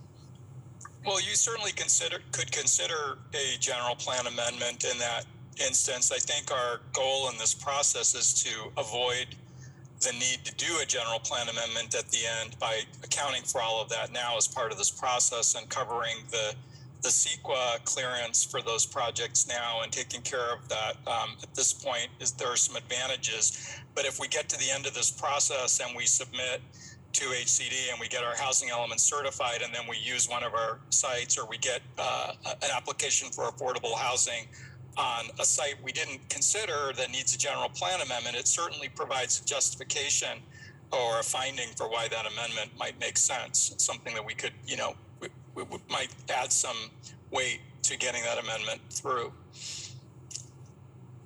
Thank you. Commissioner Davis?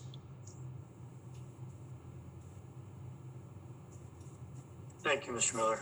I'm going to segue from Kara Luster's lead off.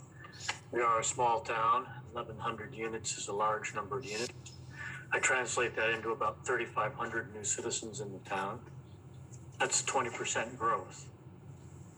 It's 20% growth in a town with no public transit, no community center, very little recreation, and hardly any jobs. I will frankly say it makes no sense. And I guess I haven't had enough Kool-Aid yet, but I'm kind of wondering why we're all jumping on this bandwagon as if it were a fait accompli. We know that there are multiple court cases that will be heard this spring that are challenging these very laws. I don't entirely understand why this process is moving forward as if it were either inevitable or beneficial. Both times that I was interviewed to be a planning commissioner, the number one concern that I heard from each of the council members interviewing me was my position on growth in this community and maintaining the semi-rural nature of our town. I'm reasonably certain that every serving council member has also had the opportunity to make some commitment to the semi-rural nature of our town. Adding 5-story apartment blocks to the middle of our town doesn't cut that. Moving folks out into the margins of our community, where we already know people who own automobiles are only marginally safe from forest fires, makes no sense. This is a rush to a cause that is not supported well in this situation. And I am a little surprised that not one of us tonight has mentioned the very real challenges, disconnects, or lack of opportunities in everything we've been discussing. And I realize that each of us feels that the state is providing us an opportunity to change course. I frankly don't really want to live in a town with parking problems again. We don't have one. We add 20% more population without garages, we will. Thank you, Commissioner Davis. I think I'm going to ask the town attorney to respond to that. There are a couple of ways we can follow up on that. I appreciate your perspective on this. Karen, did you want to respond? Of course, and with respect to the housing element process that we're undergoing right now, the reason the town is going through that process is because of the state requirements in order to adopt a housing element. And we're now currently in our housing element cycle and going through the process to adopt a housing element cycle on time and comply with the state requirements. So, and one of those requirements includes affirmatively furthering fair housing and providing affordable housing options. So the process or the purpose of today's meeting is to discuss some of those options that are out there that could be included in our housing element in order to meet those requirements. Okay, so if we're talking about developing a plan that facilitates a process, that's kind of different from what I was understanding. And I'm happy to hear that we are just producing a plan. And I recognize that it is in accordance with state requirements. Absolutely. But there is a requirement. HCD has hired a team who will be evaluating the reasonableness of the assumptions. They'll be looking at some of the economic viability of the sites to determine if, when we rezone it to a certain number, if it's actually feasible. So there's a lot more teeth in the meeting the RHNA requirement, and also there are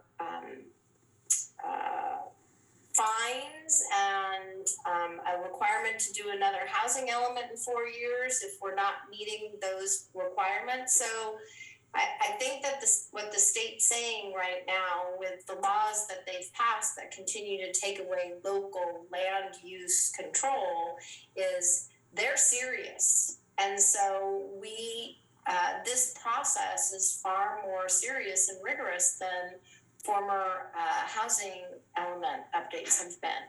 And you want to add, I don't know if you want to add anything more, Barry, but it's I was just going to say, Afsha and I did a community meeting on Saturday morning, and we gave this PowerPoint to a number of residents, and I was saying, we're doing this because the state is making us do this. We're doing this because we have to, because it's the law, because if we don't, we're going to get sued.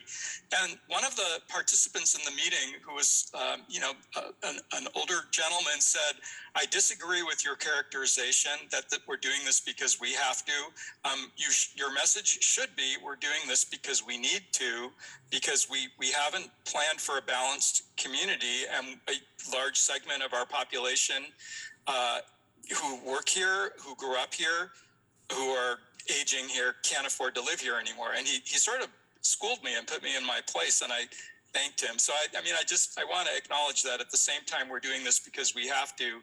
There are folks out there who you have other views about this, and I think we're still in the listening phase of taking it in and seeing if there's a solution and a way we can meet these requirements without change.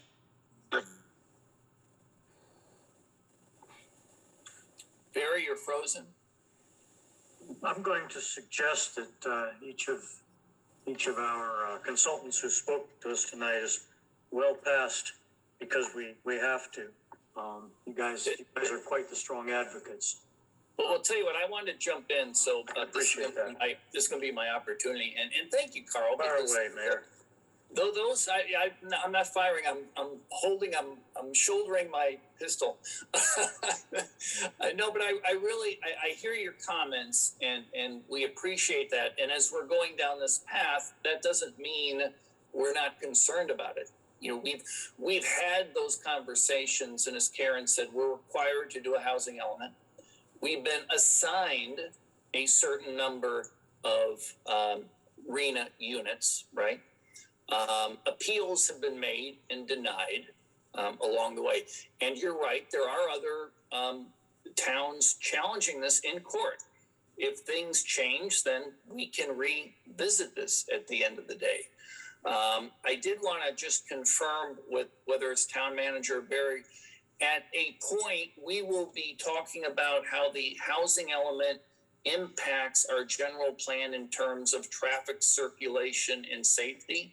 Is that correct?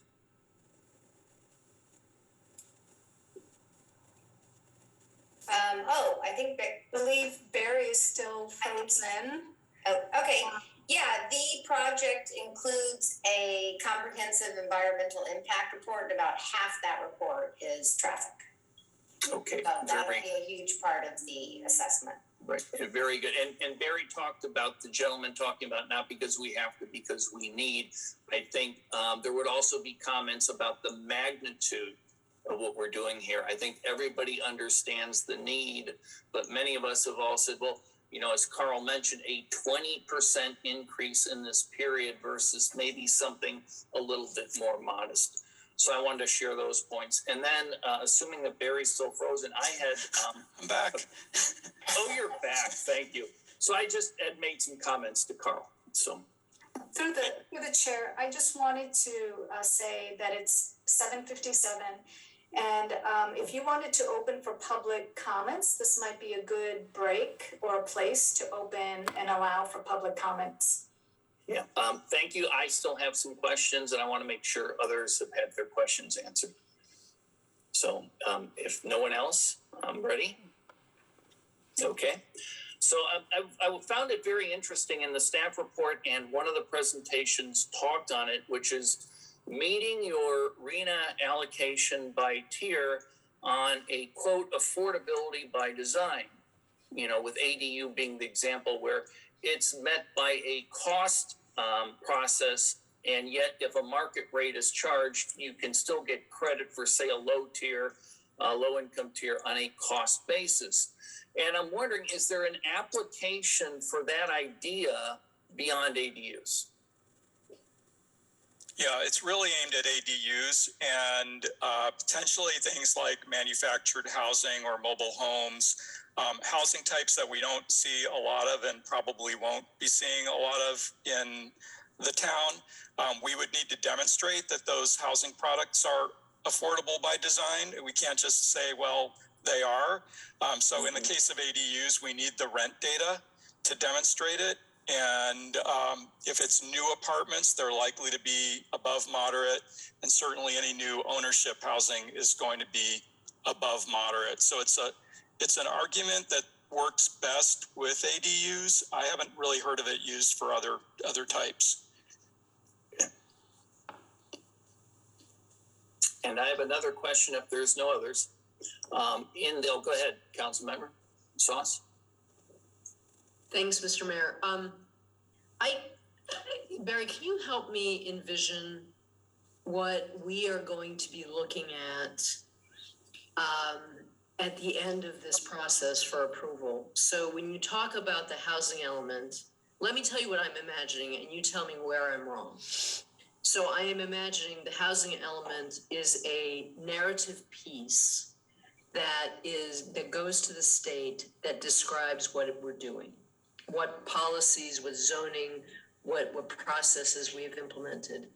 And attached to that, in 200 pages or less, are proposed revisions to the Moraga Municipal Code, the design review guidelines, the general plan, at where applicable. Am I imagining this correctly? A little bit, but not exactly as you described. The 200 pages is all of the technical documentation that goes behind the housing elements. So you're right on that part, but it's a different topic area. It's all of the data and the needs assessment and the analysis that we have to do. And then there's an action program. we're not doing all of this before the housing element gets adopted. A lot of this is an 8-year plan for the things that the town is going to do between 2023 and 2031 to create an environment that's more conducive to housing. We can't do it all in the next year. So a lot of what we're doing is basically creating a roadmap of programs that the town will implement. That said, there are some things that we will do in the next 12 months, and that would include making these zoning changes. So if we're going to allow multifamily housing in the suburban office zone, for example, that's likely to happen as part of the adoption of the housing element. It doesn't have to. We have a little bit of time beyond the adoption of the housing element to do that. But because we're doing this environmental analysis, we're going to do as much as we can before it gets adopted. So I hope that gets to the question. I think so. I mean, so it's basically what I'm really focused on. I understand what is attached to the housing element. What I'm focused on is the implementation of it through amendments to our ordinances, our general plan, and our design review guidelines. Right. And is that simultaneous or does that follow? Well, as an example, if you're going to adopt an inclusionary ordinance, I don't think you're going to adopt that ordinance before January 1, 2023. That's the sort of program that we're going to identify in the housing element. We may say it's a high priority item and it should be done in 2023 after the element's certified. But in the case of showing that we have adequate sites, we are going to look for whatever we can do to make sure that the zoning is in place for those sites before this is adopted. Okay, thank you. That answers my question, Barry. Thank you so much. Okay, and I apologize for disappearing. I lost my internet there for a moment. And I see Commissioner Bode had a question. And then I do think we wanted to go to public comment after that, if we could. Right, Barry, thanks. The one question I have, and it's with regards to the existing housing element that we're currently under still, right? And I wasn't around when it was initially built, but are we going to be doing any type of analysis on back, 8-9 years ago when we put together the existing housing element, and now we're looking at what worked with regards to that housing element and what are the things that didn't work? How much analysis do we actually do and say, hey, here we are in Moraga, and these are the things that we put in place 8-9 years ago in this housing element, and these things work. So maybe we should put a little bit more weight toward these things and incorporating them into the new housing element. And then perhaps there may be things that were considered and put into the existing housing element that, here we are, that really didn't work, right? So is there any type of analysis that we're going to do as part of drafting this new housing element? Thanks.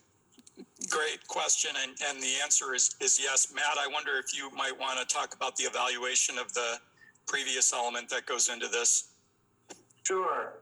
That's actually part of the prescribed process for doing an update of a housing element. HCD staff call it the review and revise phase, where you want to look at what the accomplishments of the existing housing element were, what things were, promised to be done, which of those got done. Did you meet the objectives that were laid out in terms of production of housing, rehabilitation of housing units, preservation of affordable units, and so forth? So that's all a part of it.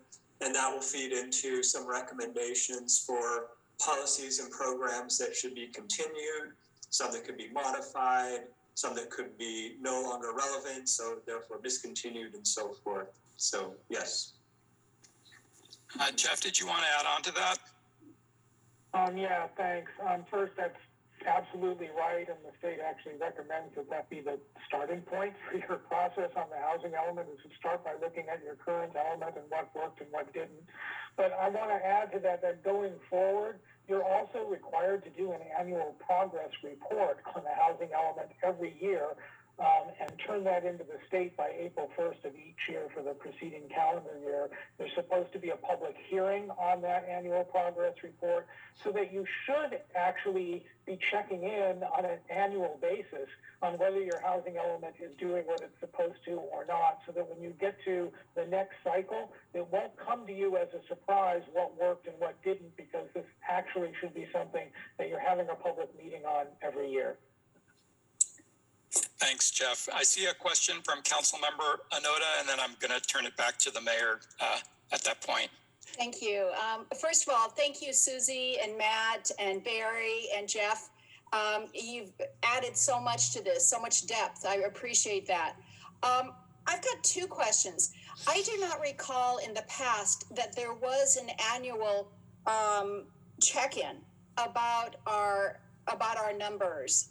Is that a new thing that's added? Nope. Okay. No, you adopted it this April. I'm sorry, two people are talking. I don't know what the answer is here. If I may, the planning department brings an annual report to council on an annual basis, and we turn it into the state every year. Okay. So this has been going on for multiple years now. I believe that it goes to the planning commission first in March, and then the council in April. Okay, I forgot that. And I've got a kind of a unusual question. When you are looking at sites, it's very convenient to sit at your computer and say, okay, here's this site, and you have much more technical things than Google Map. But do you go out to walk the site? Is that part of your protocol, or is that not feasible? We're doing it tomorrow at 1:00. Come join us. Oh, I wish I could. You have no idea. For real. No, we do go out and look at the sites, and we are going out tomorrow to do that, actually. So, yes. Okay, I'm so glad to hear that, because that's been one of my mantras, walk the walk, go see what it really looks like. Okay, great. Thank you very much. And again, Thanks. Thank you for all your work. Great job. Thank you. Mayor McClure. Okay, this is my last question. So in the toolkit here, there was a discussion of rehabilitating multifamily housing units that may be aging and making them permanently affordable housing. We really don't have that in Moraga. But Barry, I think you touched on a concept I just want to make sure we have the latitude to do, which to me is a tool, which is redevelop existing commercial and office that may be vacant to affordable housing, unused parking areas in our town centers to affordable housing, and potentially take the Moraga Center with some significantly planned and zoned office and retail space, and with agreement from the developer, convert a portion of that to affordable housing. Do we have an option in each of those cases? You do in each of those cases, and you also have an option as to whether you specify affordable housing or just multifamily housing. Okay. So, yes. And I think we would be looking at all of those things. Right, okay. Do we have any other questions before we go to public comment? So make sure everybody's had their chance. I saw a hand come up there. Did I see Mr. Helber? Yep. I'm sorry. I have just one very simple question. You mentioned earlier about the housing would only count if there's a kitchenette. If we're doing senior housing or student housing or some other group housing that has a communal cafeteria, kitchen, what have you, does that by definition not count towards RHNA? It's a little bit tricky. Typically, the unit has to have a kitchen and bathroom to be counted as a dwelling unit. And so dormitories and student housing would typically not be counted unless there are apartments that have those kitchen bath facilities, particularly if they're open to the general public and not just students. Senior housing, assisted living typically does count, but congregate care and nursing homes do not count. So there are some gray areas in the middle, which typically become a topic of conversation with HCD. But generally, if it's got a kitchen and a bathroom, it counts as a dwelling unit.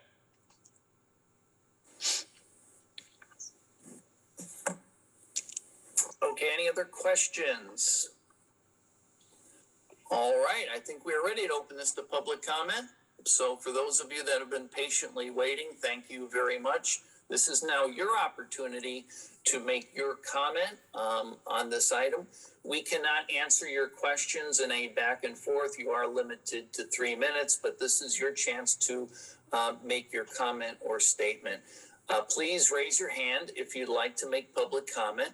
So I see Lisa, please let her in. Can you hear me? Yes, we can. Hi, Lisa Colton from Camino Pablo. Thank you for the time and effort and thought you are all putting into this. I especially want to thank Mr. Davis for his comments. I share his views. I also would respectfully request that every single person here watch the videos over and over and over again, as disturbing as they might be, of people trying to exit Paradise with the fires. We live in an absolutely incredible, stunning, gorgeous place that is a firebomb. And when I hear all the talk about development, more housing, more people, I'm traumatized by watching the news from those fires. We don't have a lot of egress here in Moraga, and we cannot go through what those people did sitting in their cars burning up. And I'm not trying to be dramatic, I'm trying to be realistic. So I beg you and ask you respectfully to watch those videos when you're thinking about all this planning. Thank you. Thank you very much. Any other public comment? If you have public comment, please raise your hand at this time. Okay, Kendall Langen, please let Kendall in.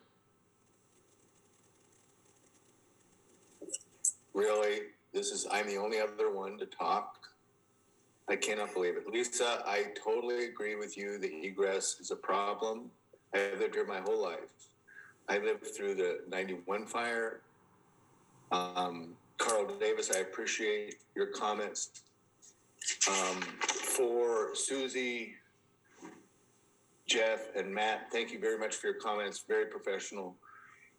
And you're important to all of us to listen to tonight, because I realize, but well, you have to realize there is a failure in Moraga to provide for the citizens and for others of our state because of everything we're talking about tonight. The SB 330 is a wake-up call. The town of Moraga has never been there. Unfortunately, all of you who I see on this video have had many minutes to talk about your position. I only have 3.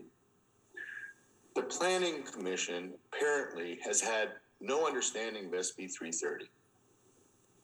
They're disqualified. SB 9, SB 10 came along, and they don't really understand the failure of Moraga to the RENA requirements for the last 20 years. Cynthia Battenberg knows, but she aligned herself with some people who didn't want growth. Now, let's go to town-owned property. What about town-owned property? Big question. Not being developed, not being criticized like private property. So this has been a creative way to create alternative options. Community meetings that were held only included 10 people from the community. That was a failure. And when anyone talks about the housing element cycle, this goes back 20 years, because the Moraga Center Community Specific Plan was approved. Well, it was designed and approved 20 years ago, but it was never adopted by the town council until just recently.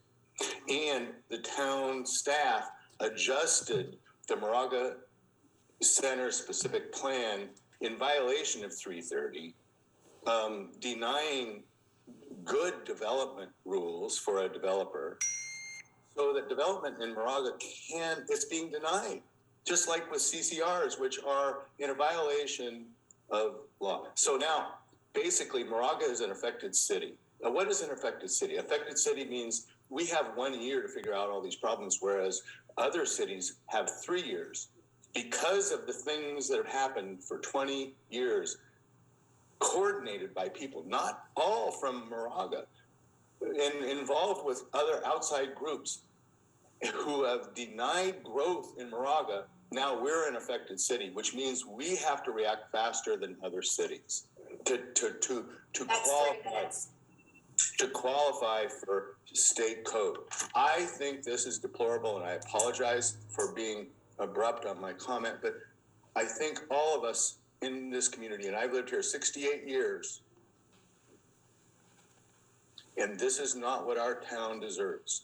And so we need to Please find a wrap way up, out. Kendall. Please wrap up.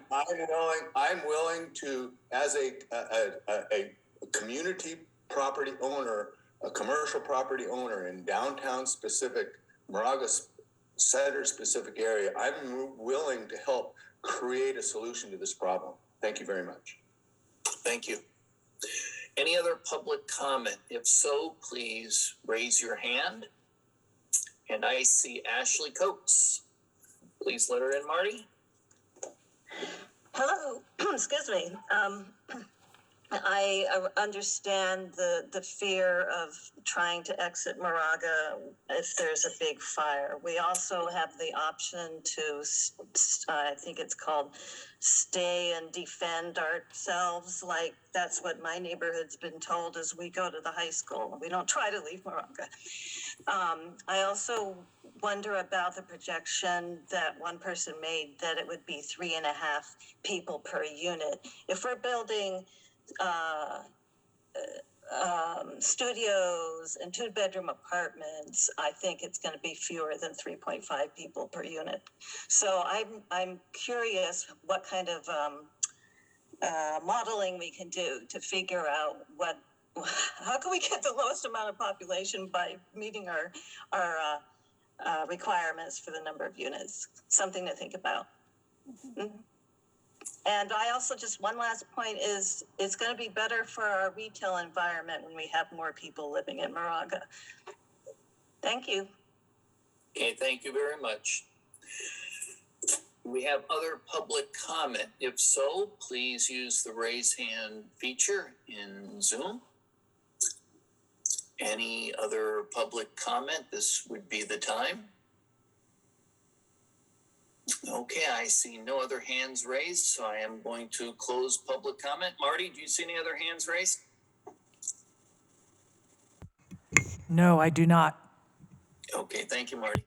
Okay, so I'm going to close public comment and bring it back here. So I'm not sure what you're thinking for town manager or Barry, but I think it would be great at this time if anybody, we're not here to pass any provisions this time or give direction, but if people had some initial comments, I think it'd be great to hear if that's something you would like to hear from the combined units here. Yes, we're open to feedback, absolutely. Okay, so and just brief comments, if anybody wants to give their impressions or comment on an item or two, please do. I see Councilmember Onoda.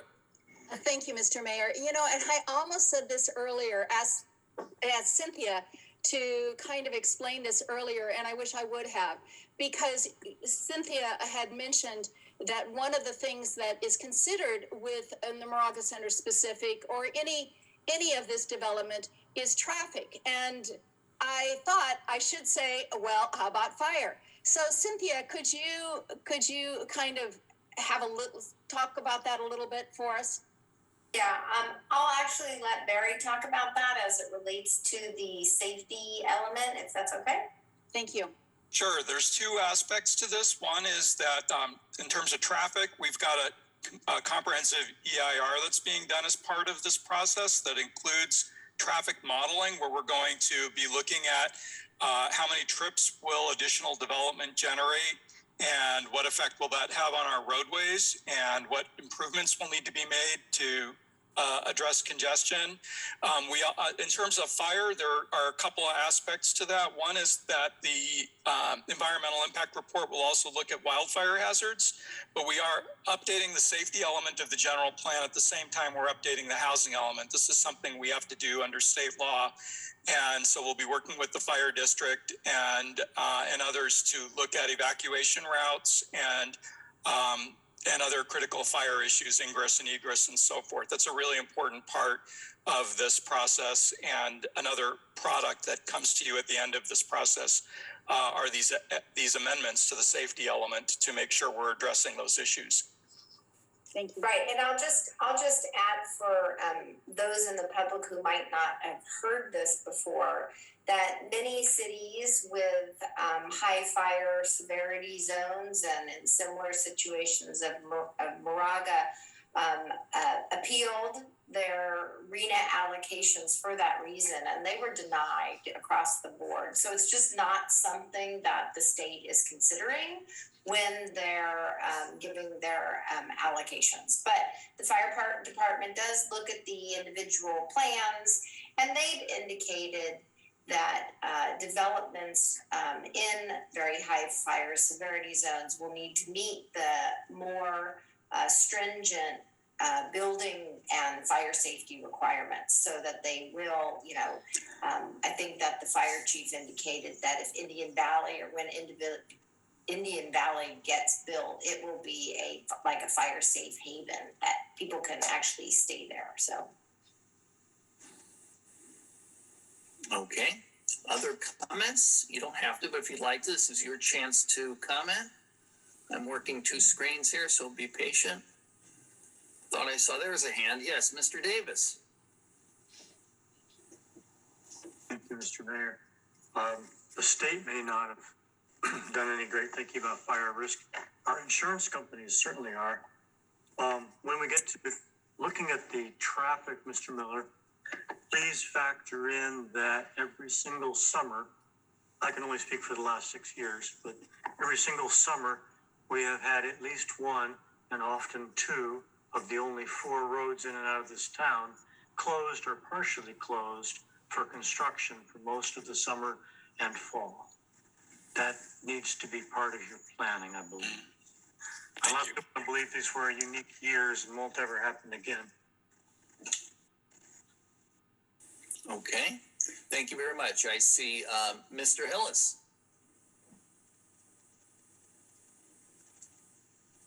Sorry, I'm having problems getting my computer off mute. I think that's going to be the catchphrase we'll all remember after all of this.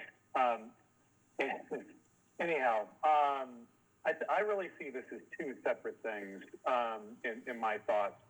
I think that the inclusionary ordinance is a necessity irrespective of RENA. And the reason that I'm saying that is, as the father of 2 kids, soon to be 3, who are going to grow up in Moraga, I would love them to have the option of staying someplace other than my house when it gets to that point 20 years from now. Without an ordinance that really allows for folks of a lower economic level to be able to live and thrive here, I think we're really limiting. And the comments on finding a way for our teachers to be able to have a choice to live here rather than having to commute in really long distances, or the people that work at the businesses that are here so that they don't have a long commute. I think that's vitally important, that the people that work here could have an option. Separately, with the RENA numbers, which are frankly ridiculous, I don't really feel that we have a choice other than to potentially support ballot measures that may come up in the future that can help to claw back some of our authorities. But until such a time where something like that becomes possible, I really do feel that it's our responsibility to try to come up with the most reasonable solution we can for our town based on the rules as they exist today. That doesn't mean that we might not still fight to change those rules at a later date, but to paraphrase somebody from the past, we go to war with the army we have, not the army we may wish to have at a future date. So to that point, I really am looking forward to helping to work through a lot of these issues. And I'm hoping that above anything, that we can really look at a way to help make Moraga a more inclusive community by, adding that inclusionary zoning ordinance to be able to make it something that a lot more folks, people that we rely on here in town can actually have an opportunity to live here. Okay, thank you. Would anyone else like to comment? Looking for hands. Did I see Vice Mayor? There's Vice Mayor. Vice Mayor, sorry. Again, two screens, I'm slow. Vice Mayor Wilkie. Thank you, Mayor. Just confirming you can hear me because I've changed my. Yes. Okay, thank you. I think I was getting some feedback. First thing, I, like everyone else, I have concerns about this, but I want to start off by thanking everybody for being here. We haven't done a survey of citizens in Moraga for quite a while, but historic surveys of citizens pointed to planning to be right up there with safety in terms of importance to the citizens of the town, and the reason should be obvious. So thanks to all the planning commissioners and the town council members who are here, because you're really the brain trust for such, along with staff and our consultants, and thank you all.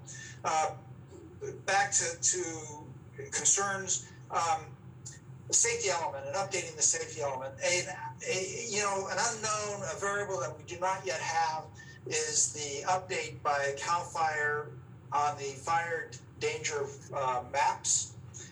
It's been due. I checked on it today, and the dates, target dates keep getting set, and they keep getting passed, and there's no update from that yet. What that will show for Moraga, we can't predict.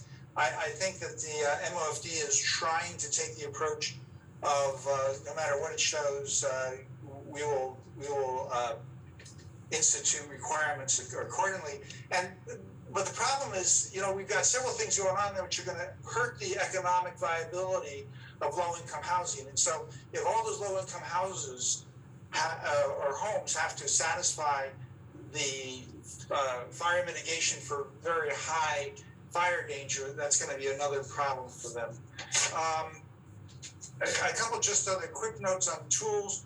I advocate pursuing rezoning commercial areas to mixed use. The rationale is simply that per Moraga's history, we are overbuilt in commercial, so that's an opportunity area for us. Secondly, I advocate pursuing senior housing that is designed to satisfy RHNA. A number of reasons for that. The rationale includes that seniors are less likely to drive in and out of town, so that will have a mitigating effect on that component of traffic congestion. Thirdly, I advocate focusing on the readily accessible Moraga Road and Moraga Way corridors. The reasoning includes access to public transit. A lot of this is very obvious, and I still have concerns and am generally against by right approvals unless it's absolutely required by a higher authority, and that is because I think that the citizens on the planning commission and ultimately the town council best represent the wishes of the people of the town, and they provide that credibility. I can go to more details than that, but I prefer not to. And I'm not a favor of reducing, to be honest with you, of waiving fees. We are a town that is stretched, and increasing our housing stock by 1,118. Just think of the impact on the schools that might have, and the investments that are going to have to be made. It's going to cost money, and we don't have it. Thank you. Thank you, Vice Mayor. Councilmember Sauce. Yes, Councilmember Sauce. Thank you. Sorry, I'm having trouble finding my unmute button. I want to thank staff and our consultants for an excellent presentation and for laying the cards out on the table so clearly and so methodically. I mean, to me, this is an opportunity. This is an opportunity to make our community even better than it is. We have a chance here to pave the way for a better range of homes that are going to be an option for folks for whom Moraga currently is not an option. Young families, employees of local businesses and St. Mary's College, college students, just to name a few. These are folks who want to live here for the same reasons we do. The excellent public schools, the ample open space, the parks, the community feel, but they can't afford to. And I think it's a loss to our community that they're not here. So we have a chance here to pave the way for a better mix of homes and doing so in a way that preserves the feel of this community and that takes into account all of the important considerations that have been already mentioned, which are primarily fire safety and traffic impacts. I am in agreement with the Vice Mayor. I think the focus here should be on the commercial centers and on encouraging the development of them in satisfaction of what our requirements are. Because the more we can do that, the more we can leave the rest of the town alone. And obviously we have to be mindful of equity concerns. We have to be mindful of fair housing requirements. But I think the focus should be there. And as to the commercial areas, I think all of the tools that have been mentioned, but I agree with the Vice Mayor also, except for fee waivers, should be looked at and carefully considered. Directionally, I like that approach because the commercial centers, developing them leaves undisturbed our neighborhoods, especially those at the periphery of our town, will have less impact on traffic, and it does not unduly exacerbate the concerns that we have about fire safety, evacuation, and other environmental risks. The only other feedback I would provide is that I think that one very important partner in this process is St. Mary's College, because they're our biggest employer. They're a key part of this community, and they also would very much benefit from having a wider range of options for their faculty, for their staff, and for their students. Those are my thoughts, my feedback. Thanks. Okay. Any other comments? I see. I just lost you here. Let's see. Sona Macher? Sona? Yeah, thank you. Okay, good. I think what we heard today about the flexible options for an inclusionary housing ordinance was very compelling to ensure that we set aside some percentage, and that's reserved for low-income families. Hearing from Jeff, though, that we need to do our diligence on these percentages and the feasibility studies, I think are key. So I'm supportive of providing direction to pursue that analysis.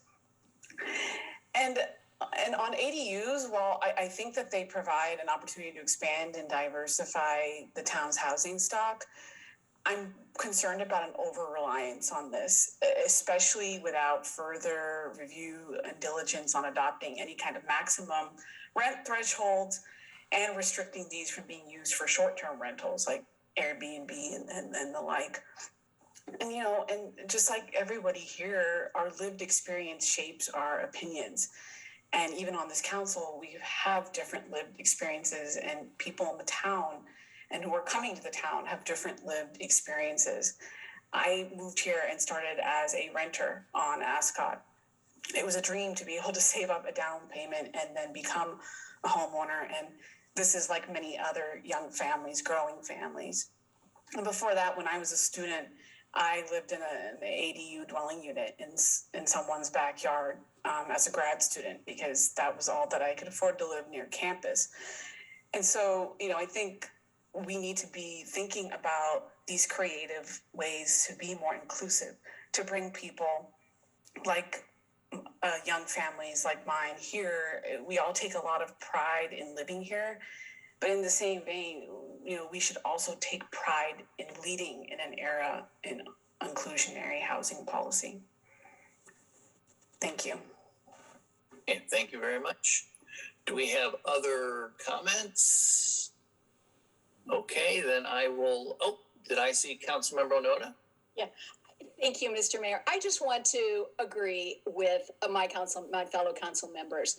And I agree with everything that's been said. And I think this is a huge opportunity to make our town possibly the college town that we all hoped that this was when we moved here, and to have more vitality in this town. I'm delighted. It's kind of like, what? We have to do what? But I've embraced it. And I think I've said this before. I was shocked when I learned the number. It went from 229 to 1,118, something like that. I was just appalled. But looking at the big picture, I think that this is a golden opportunity. And I think we've got the people who, the staff, will lead us correctly through this. And Barry, your team, and the people you've invited, I think we're in good hands. And I think what I see on council is that we are taking this very seriously for the residents. We came here for the same reasons that everybody else came here, for good schools. And then you look around and say, oh my God, this is the most beautiful town I've ever been in. I want to live here forever. So we're all saying the same thing. It's just that now the state has given us these demands, and it's a golden opportunity. So I just wanted to applaud what I've heard from council members and say I'm on the same ship. We're starting to sail, I think. Thank you. Okay, thank you. Okay, and then I'll share my comments. First, again, I want to start with a thank you. So I just think this session's been great, 2 sessions in a row. So thank you, staff. I know how much Afsha has to do in addition to other things, right? This thing called the housing element. And our town manager does everything. And then Barry, you've been great. And thank you for moderating tonight. Our guest speakers, very informative. I really like to hear some of the specific situations that you presented to us. And I want to agree again with everything I've heard. I'll try not to repeat, but the tools that we have, the focus of the agenda item tonight was great tools, because so many people talk about, yeah, sure, Mike, we'll zone it, but it won't get built. So are we solving the problem? And I even mentioned that to our state senator, Steve Glazer. And the tools to me is going to be helpful. And hopefully it'll help us get there, because, I like to make my goals. So if we put a goal out there, I don't want to just zone it. I want to make it happen. And I think I agree with the gentleman who said we're not doing it because we have to, because we need to. I don't know if we need this much, but we do need to have the diversity of housing, the different types of housing, and affordable housing in this town. So this is all great. Specific comments on tools. The most effective tool I think we have in front of us is to have inclusionary housing as a requirement. And the way we do that, several options, I fully support that. Streamlining processes, expedite them, shorten the time frame. Time is money. Absolutely, fully support that in anything we do in this town. So you have me there. I do think ADUs are a great opportunity, and are legal as we talk today. Your idea of employee housing and using St. Mary's as an example, absolutely support that. Flexible parking, I support that. To take a look at it, so we don't just put down 2 spaces whether we need it or not. What do we need? So let's look at parking from a need, but let's also understand we have limited transportation in town, so we also need to have sufficient parking. I've heard a lot about increased density. So this is the carrot versus the stick, the density bonuses, the state bonuses, local bonuses, overlays. So I think those are all great. I do want to remind us, when we think of additional densities and hearing tonight up to 40 DUAs, it's also important, how that looks, because we all want to have more diverse housing in our town, and I think our residents support that. We have a state mandate to do a housing element. We have a requirement as it stands today to do over 1,100 affordable housing units. And we are here to serve our residents. So what they want, what they value, and having Moraga as a semi-rural town, and that is one of the goals we set out at the beginning. Let's do a housing element and retain our semi-rural nature. Build Moraga so it looks like Moraga. That is the goal. So when we do density, I'm going to have an open mind, but when we look at some of these proposals, ask yourself the question, would the 17,000 people in Moraga be supportive of this or not? We have the townhome center, which was an example where residents sued the town. That's not a good sign. So people are very sensitive about preserving what we have, yet I think we can do both. Impact fees. Town of Moraga has a structural deficit. So we have ongoing expenses above ongoing revenue. So as much of it I heard, and I love to hear all the options, it's just I don't think those options are going to apply to us. Just a comment on what's come up on fire evacuation. I'm very pleased. We've got two great fire chiefs, chiefs, a fire chief and a police chief, who've worked together, and they've come up with some creative ideas, not just on evacuation, but TRAs, temporary refuge areas. So the Moraga Center would be one of those. One of the speakers talked about the grass area by Camp Belindo, and they have a list of others. So it's not just evacuating people, but it's keeping at these shelters, if you will, and the fire chief will have a fire engine at these areas to protect the people. They stay in the car, they recirculate the air. They have a plan. So today we do have a plan to evacuate people and future people. But as we go down this path, we should definitely keep fire and traffic in mind. So thank you very much. I think this has been very productive. And I really appreciate seeing that timeline. That was very helpful as you had that and you checked it off and this is where we are and this is what's coming. And we have the community meetings. I think that's great that you have 3. And this will take some momentum. And I think when you have the next meetings and you start showing up some possible options, you'll get a lot of attention from the residents in this town. So I just want to thank everybody. And if anybody has anything else to say, or town manager, what do you think? Are we ready to adjourn? Yes. Okay, sounds like we're in agreement to adjourn. Okay, thank you very much. Thank you.